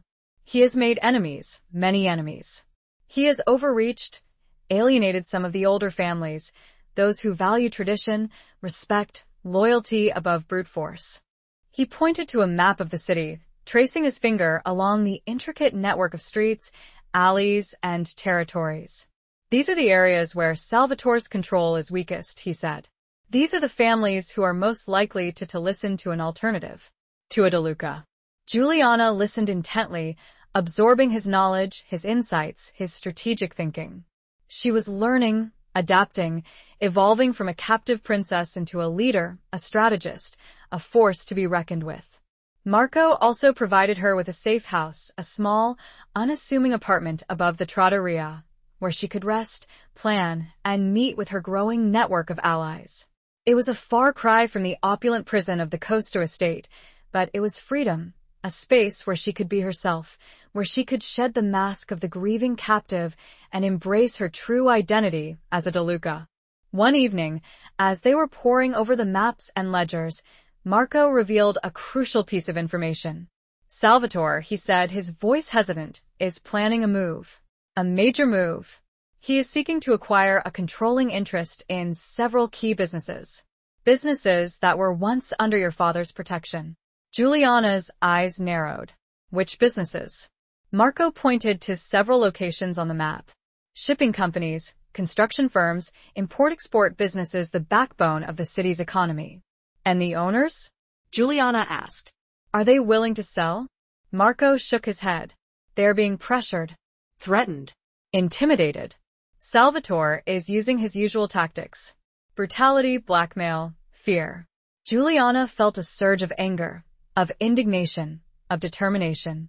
She would not allow Salvatore to continue his reign of terror, to dismantle her father's legacy, to crush the lives of innocent people. We have to stop him, she said, her voice firm, her eyes blazing with resolve. Marco nodded. We will, he said. But we must be careful. We must be strategic. We must use Salvatore's own weaknesses against him. They began to formulate a plan, a complex and dangerous undertaking that would require courage, cunning, and the support of the remaining De Luca loyalists. They would use Salvatore's overconfidence, his reliance on brute force, his underestimation of his enemies, to their advantage. They would expose his crimes, undermine his alliances, and reclaim what was rightfully hers. As the days turned into weeks, Juliana transformed. The sheltered princess, the grieving daughter, the compliant captive, faded away, replaced by a strong, determined woman, a leader who was ready to fight for her family, her legacy, her future. She met with the remaining De Luca loyalists, men and women who had served her father faithfully, who had risked their lives to protect his interests, who had been waiting for a chance to avenge his death. She inspired them with her courage, her intelligence, her unwavering determination. She earned their respect, their loyalty, their trust. She also, cautiously, began to explore the possibility of reaching out to Lorenzo. His actions at the warehouse remained a mystery, a puzzle she needed to solve. Was he a genuine ally? A double agent? Or something in between? She needed to know, but she knew she had to be incredibly careful. One wrong move, and it could all be over. The haven that Marco provided, the support he offered, the network he connected her to, it was a lifeline. A chance to rebuild. A chance to fight back. A chance to win. But the chaos of the world outside Il Gabbiano was ever present, a constant reminder of the dangers she faced, the enemies she had made, the price she might have to pay. She knew the road ahead was paved with uncertainty. But for the first time in a long time, she felt ready. Chapter 16. The Gathering of Shadows. Juliana's plan to thwart Salvatore's ambitions began to take shape. It was a multi-pronged strategy designed to exploit his weaknesses, undermine his alliances, and expose his criminal activities. It relied on stealth, deception, and the careful coordination of a network of informants and allies. The first step was to gather intelligence, to understand the full extent of Salvatore's plans, his targets, his methods. Marco's contacts within the other families, those who were wary of Salvatore's growing power, provided valuable information, revealing his strategies, his vulnerabilities, his secrets. Juliana learned that Salvatore was not only targeting legitimate businesses, but also expanding his control over illegal operations, gambling, prostitution, and drug trafficking. He was becoming increasingly ruthless, using violence and intimidation to silence his opponents, to crush any resistance. The second step was to disrupt Salvatore's financial network, to cut off his access to the funds he needed to finance his operations. Juliana, with Marco's guidance, began to target his key financial backers, exposing their illegal activities, alerting the authorities, and turning them against him. It was a dangerous game, a delicate dance of deception and manipulation. Juliana had to be careful, to avoid detection, to ensure that her actions could not be traced back to her. She used intermediaries, anonymous tips, and encrypted communications to protect herself and her allies. The third step was to reach out to the owners of the businesses that Salvatore was targeting, to offer them protection, to convince them to resist his pressure, to expose his threats. It was a risky undertaking, as these individuals were terrified of Salvatore, fearful of the consequences of defying him. Juliana met with them in secret, at night, in hidden locations, offering them assurances of anonymity, of protection, of support. She appealed to their sense of justice, their loyalty to her father, their desire to preserve their businesses, their livelihoods. Some were hesitant, skeptical, unwilling to risk their lives. But others, inspired by Juliana's courage, her determination, her unwavering commitment to justice, agreed to cooperate. They provided her with evidence of Salvatore's threats, his blackmail, his illegal activities. As Juliana's plan progressed, she felt a growing sense of power, of control, of agency. She was no longer a passive victim, a helpless pawn in Salvatore's game. She was a force to be reckoned with, a leader who was fighting for her family, her legacy, her future. But she also knew that she was walking a tightrope, that any misstep could lead to her downfall. Salvatore was not a man to be underestimated. He was cunning, ruthless, and determined to crush all opposition. One evening, as she was reviewing the information gathered by her informants, she received a message from an unexpected source, Lorenzo. He had managed to contact her through a secure channel, a coded message delivered by one of Marco's trusted contacts. The message was brief, cryptic, but its implications were profound. Meeting. Tonight. Same place. Be careful. Juliana's heart skipped a beat. Lorenzo. He was reaching out to her again. After the warehouse, after the betrayal, after the ambiguous rescue. Why? What did he want?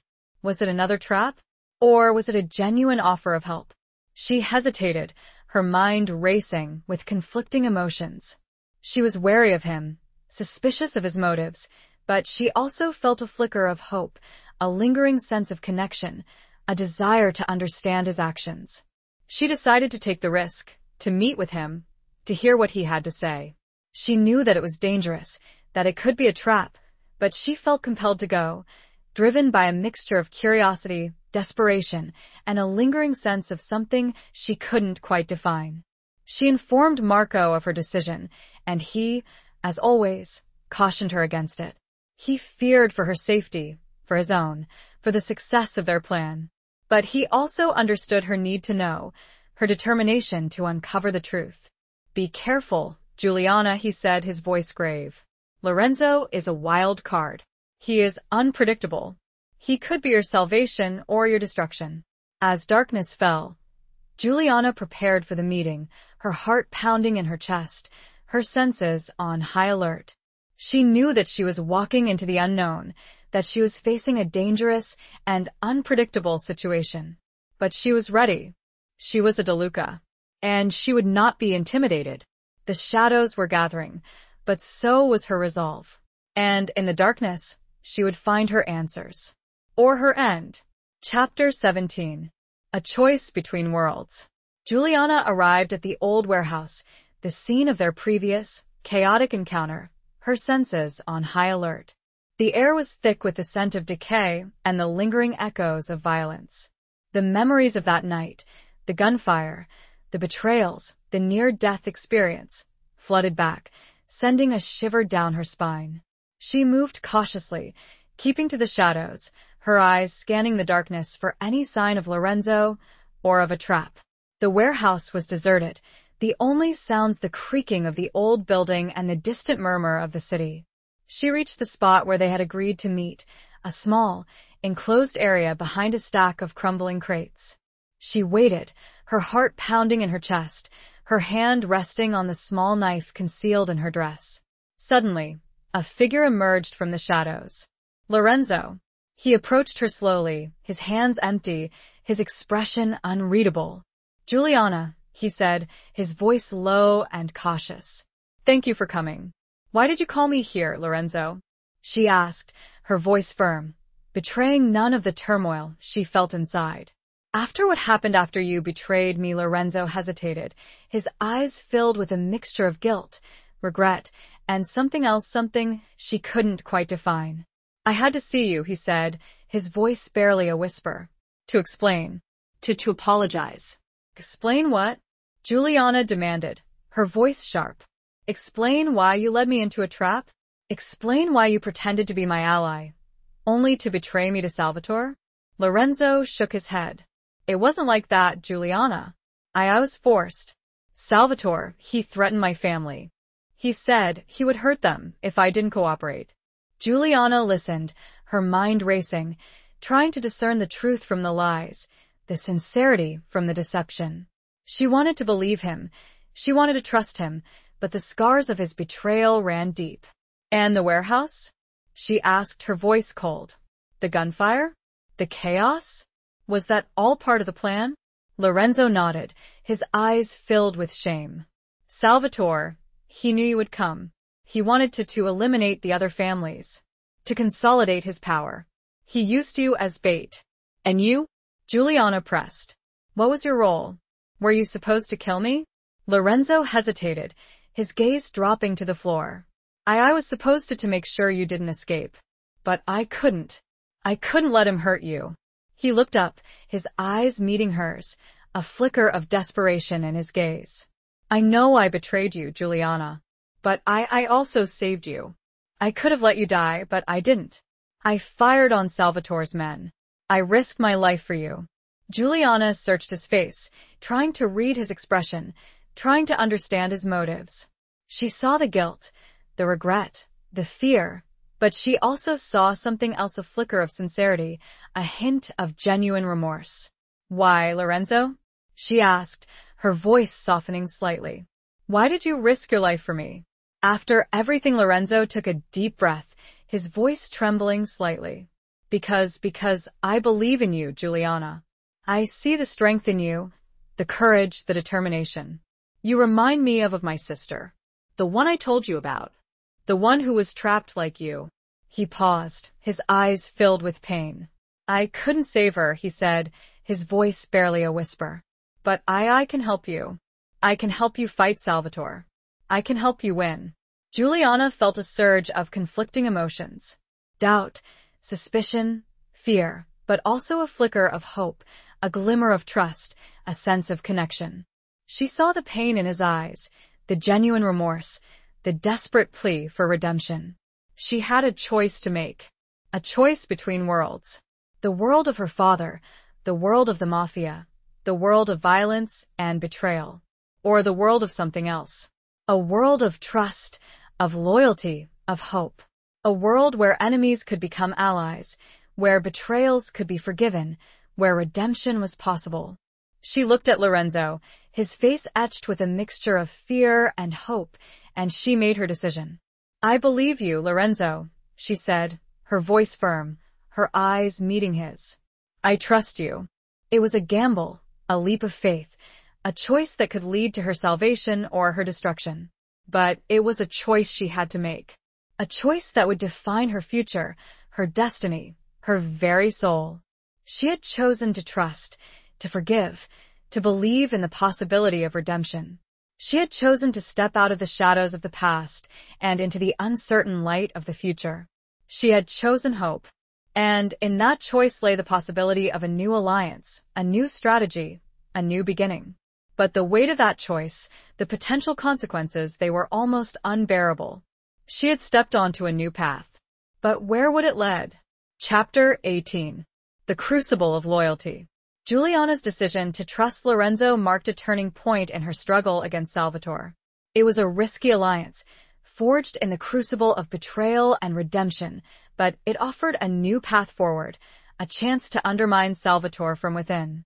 Lorenzo, freed from the shackles of fear and guilt, became a valuable asset, providing Juliana with inside information about Salvatore's operations, his plans, his weaknesses. He revealed the details of Salvatore's financial network, his illegal activities, his corrupt connections within the city's government and law enforcement. He also confirmed what Juliana had suspected.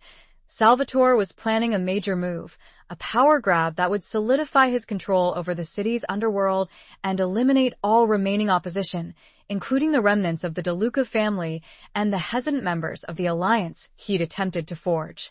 He's planning to take over the shipping yards, Lorenzo revealed, his voice low and urgent.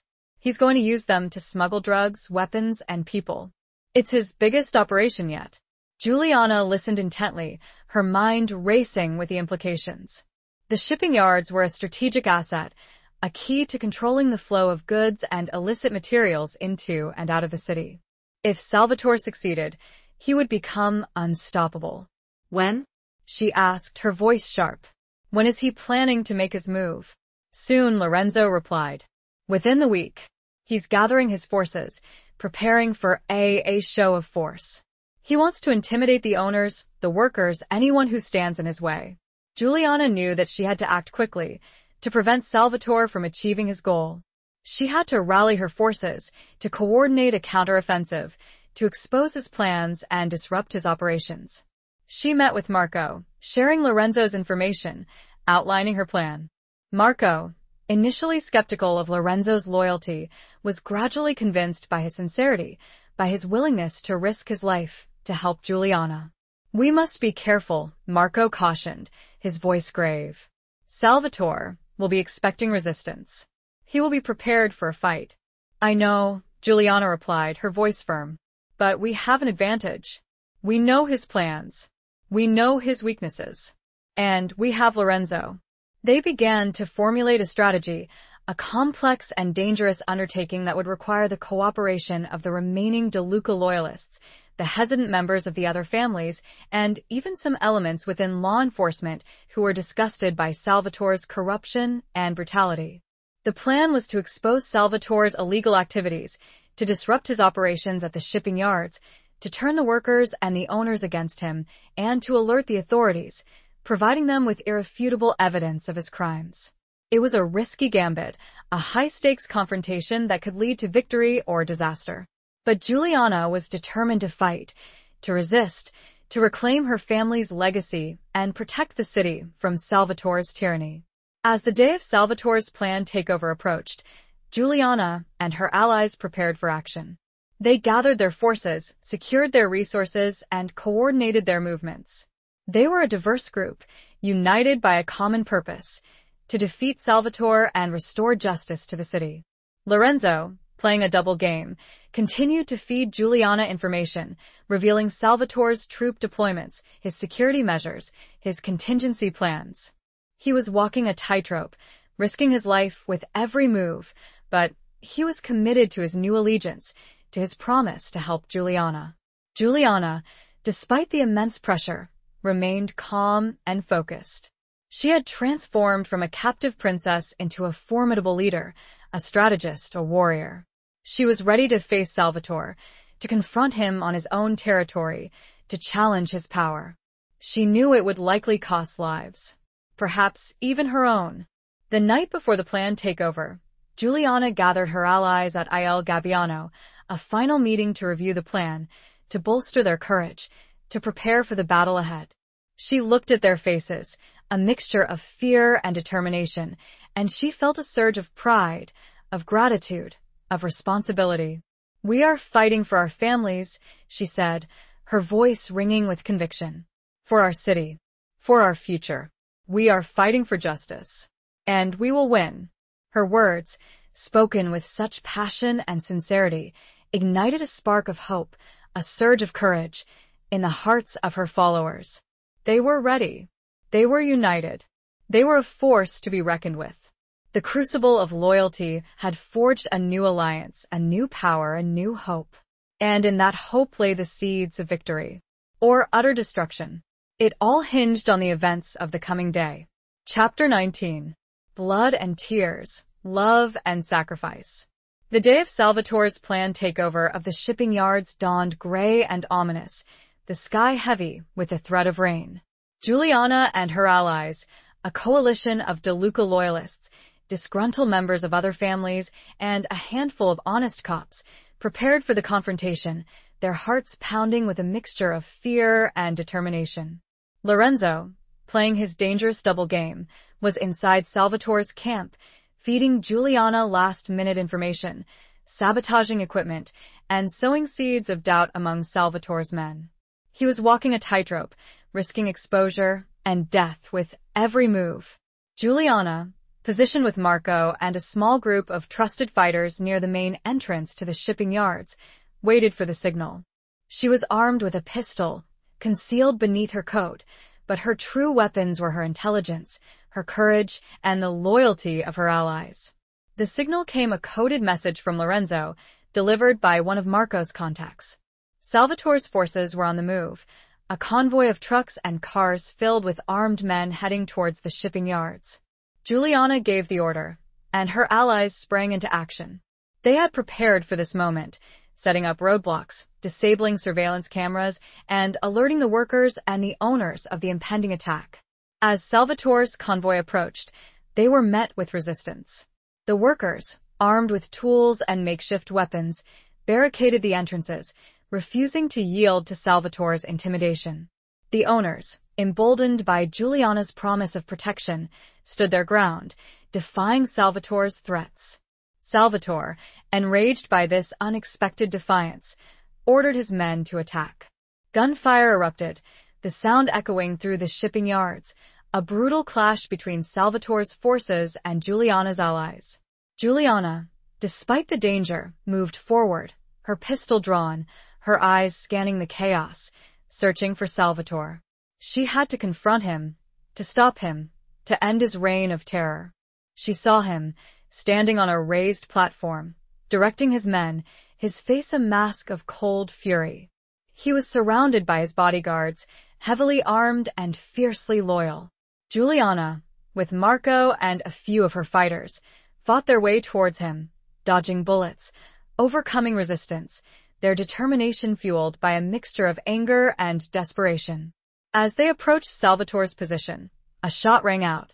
Marco, standing beside Juliana, cried out in pain, clutching his chest. He had been hit. Juliana turned, her heart filled with horror, and saw Marco collapse to the ground, his lifeblood staining the concrete. She knelt beside him, her hands trembling, her eyes filled with tears. "Marco," she cried, her voice choked with emotion. "No." Marco looked at her, his face pale, his eyes filled with a mixture of pain and peace. "Juliana," he whispered, his voice weak. "Finish it. For your father. For me." His hand went limp, his eyes closed, and Juliana knew that he was gone. Her mentor, her protector, her friend, had sacrificed himself to save her. A wave of grief, of rage, of overwhelming sorrow washed over her, but she knew that she could not falter. She had to keep fighting, to honor Marco's sacrifice, to fulfill her promise. She rose to her feet, her eyes blazing with fury, her heart filled with a cold, hard determination.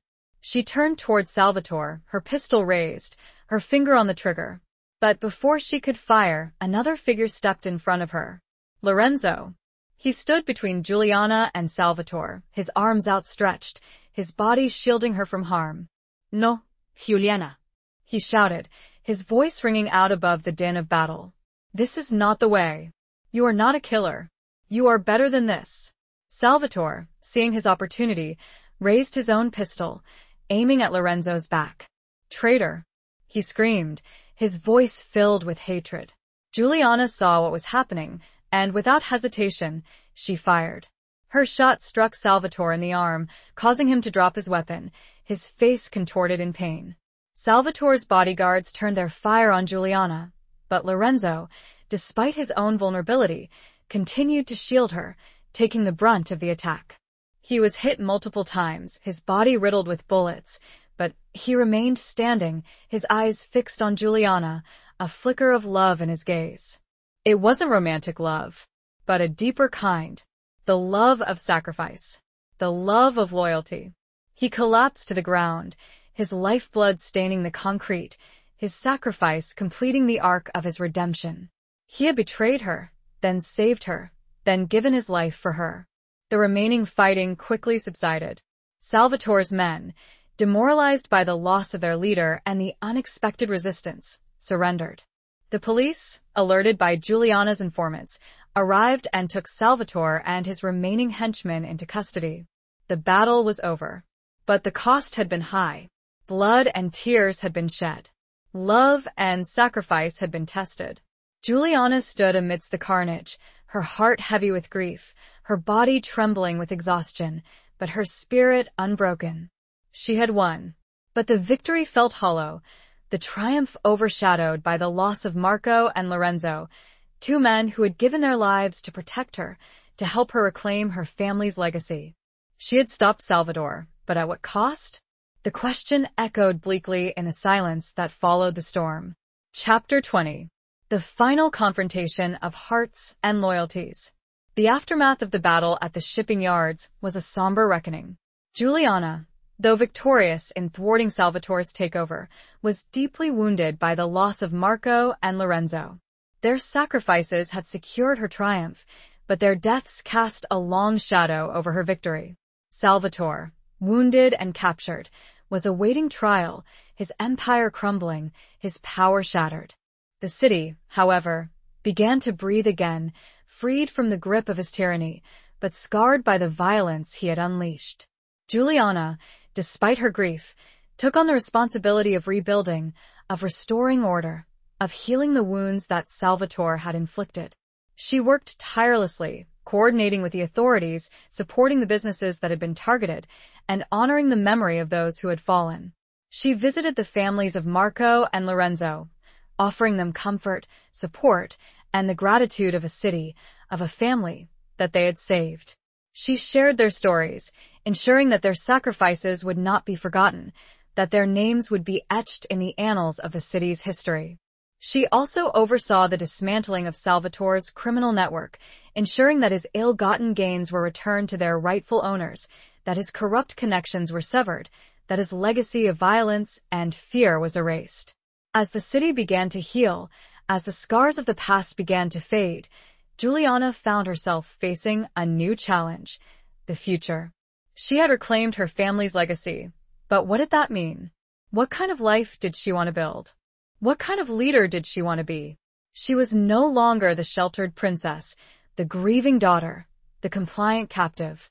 She had been forged in the crucible of conflict, transformed by loss and sacrifice, tempered by the challenges she had overcome. She was a DeLuca, but she was also something more. She was a leader, a strategist, a protector, a force for justice.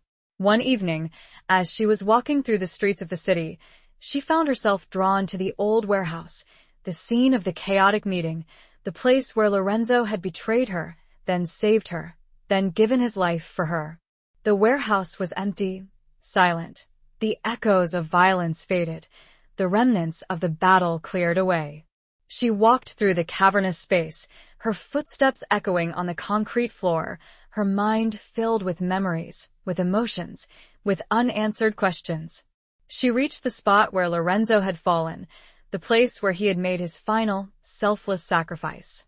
She knelt down, her hand touching the cold concrete, the faint stain of his blood still visible. Lorenzo, she whispered, her voice choked with emotion. I don't know if you can hear me, but I want you to know that I forgive you. And I thank you for everything. She closed her eyes, a single tear tracing a path down her cheek. She felt a presence, a warmth, a sense of peace that enveloped her. It was as if Lorenzo was there, beside her, his spirit offering her comfort, his sacrifice inspiring her to move forward. She rose to her feet, her heart filled with a mixture of grief and gratitude, of sadness and hope. She knew that she would never forget him, that his memory would always be a part of her, a guiding force in her life. As she turned to leave, she saw a figure standing in the shadows. It was Salvatore. He had been granted a temporary release, under heavy guard, to attend to some personal matters before his trial. He approached her slowly, his face etched with a mixture of defeat, regret, and something else. Something she couldn't quite define. "Juliana," he said, his voice low and hoarse. I wanted to see you." Juliana looked at him, her eyes filled with a mixture of anger, sadness, and a flicker of compassion. She had defeated him, had destroyed his empire, had brought him to justice. But she also saw in him a broken man, a man stripped of his power, his pride, his illusions. "Why, Salvatore?" she asked, her voice calm, devoid of the fury she had once felt. "Why did you do it? Why all the violence, the destruction, the pain?" Salvatore hesitated, his gaze dropping to the floor. "Power," he said, his voice barely a whisper. "I wanted power. I wanted to be the best, To be feared. to be respected." He looked up, his eyes meeting hers, a flicker of vulnerability in his gaze. But I lost myself, he said. "I became a monster. I hurt so many people, including you." He paused, his voice trembling slightly. "I never meant to hurt you, Juliana," he said. I admired you, your strength, your courage, your spirit. I wanted you, but not like that. Not as a possession. As a partner, an equal." His words, so unexpected, so contrary to everything she had believed, sent a shiver down her spine. Was it possible? Could he have felt something for her? Something other than hatred, than contempt, than a desire for control? "It's too late, Salvatore," she said, her voice firm but gentle. "You made your choices. You caused too much pain. You destroyed too many lives." "I know," he said, his voice filled with regret. "And I will pay the price. But I wanted you to know, to understand, that I was not always a monster." He turned to leave, his shoulders slumped, his head bowed, a defeated man facing his inevitable fate. Juliana watched him go, her heart filled with a complex mixture of emotions. Anger, sadness, pity, and a flicker of understanding. She had defeated him, but she had also seen a glimpse of his humanity, a flicker of the man he might have been, the man he could have been, if he had made different choices. She turned and walked out of the warehouse, leaving the shadows of the past behind her, stepping into the uncertain light of the future. She had a city to rebuild, a legacy to honor, a life to live. She had scars, both visible and invisible, but she also had strength, courage, and a newfound sense of purpose. She was Juliana De Luca, and she was free. Free from Salvatore. Free from the cage. Free from the past. But the final confrontation hadn't been a battle of guns, but a collision of hearts. And that was the most surprising revelation of all. Epilogue. The years that followed were a testament to Juliana's resilience, her leadership, and her unwavering commitment to justice. She rebuilt the De Luca empire, not as a criminal enterprise, but as a legitimate force for good in the city. She invested in businesses, created jobs, supported charities, and worked tirelessly to heal the wounds that Salvatore had inflicted. She never forgot Marco or Lorenzo, their sacrifices forever etched in her memory. She established foundations in their names, supporting the families they had left behind and honoring their bravery, their loyalty, their selflessness. She also transformed Il Gabbiano into a symbol of hope and renewal, a place where the community could gather, share meals, and celebrate life. The back room, once a haven for secret meetings and clandestine plans, became a museum, a tribute to the city's history, its struggles, its triumphs. Juliana never married, never found another love to replace the one she had lost, the one that had never truly been, the one that had existed only in the fleeting moments of shared danger and unspoken understanding with Lorenzo. But she found fulfillment in her work, in her service to the city, in her commitment to justice. She became a mentor to young women, guiding them, empowering them, inspiring them to embrace their strength, their courage, their potential. She taught them that true power came not from violence or intimidation, but from compassion, from integrity, from an unwavering commitment to doing what was right. She often visited the shipping yards, the scene of the final, bloody confrontation with Salvatore. She would stand on the docks, looking out at the city skyline, the air filled with the scent of salt water and the sounds of commerce, and she would remember those who had fallen, those who had sacrificed everything to protect her, to help her reclaim her family's legacy. She would remember Marco, his quiet strength, his unwavering loyalty, his gentle wisdom. She would remember Lorenzo, his conflicted heart, his desperate act of redemption, his ultimate sacrifice. She would remember Salvatore, his ambition, his ruthlessness, his surprising confession, his final, defeated acceptance of his fate. And she would remember herself, the sheltered princess, the grieving daughter, the compliant captive, the reluctant warrior, the determined leader. She had traveled a long and arduous journey, a path paved with loss, betrayal, sacrifice, and ultimately, triumph. She had learned that true strength came not from power or control, but from compassion, from forgiveness, from a willingness to trust, to believe, to hope. She had learned that even in the darkest of times, even in the face of overwhelming odds, there was always the possibility of redemption, of renewal, of a new beginning. One evening, as the sun was setting, casting a golden glow over the city, Juliana stood on the docks, her gaze fixed on the horizon. She felt a sense of peace, of contentment, of gratitude. She had lived a life filled with challenges, with loss, with pain, but she had also found purpose, fulfillment, and a profound sense of belonging. She was Juliana DeLuca, and she was at peace with her past, at peace with her present, at peace with her future. She had faced the darkness, and she had emerged victorious. Not in the way she had expected, not in the way the world measured victory, but in a way that mattered to her. She had found her own strength, her own voice, her own truth. And that, she knew, was the greatest victory of all. The city was quiet. The sun was setting. And her heart finally was still. The end.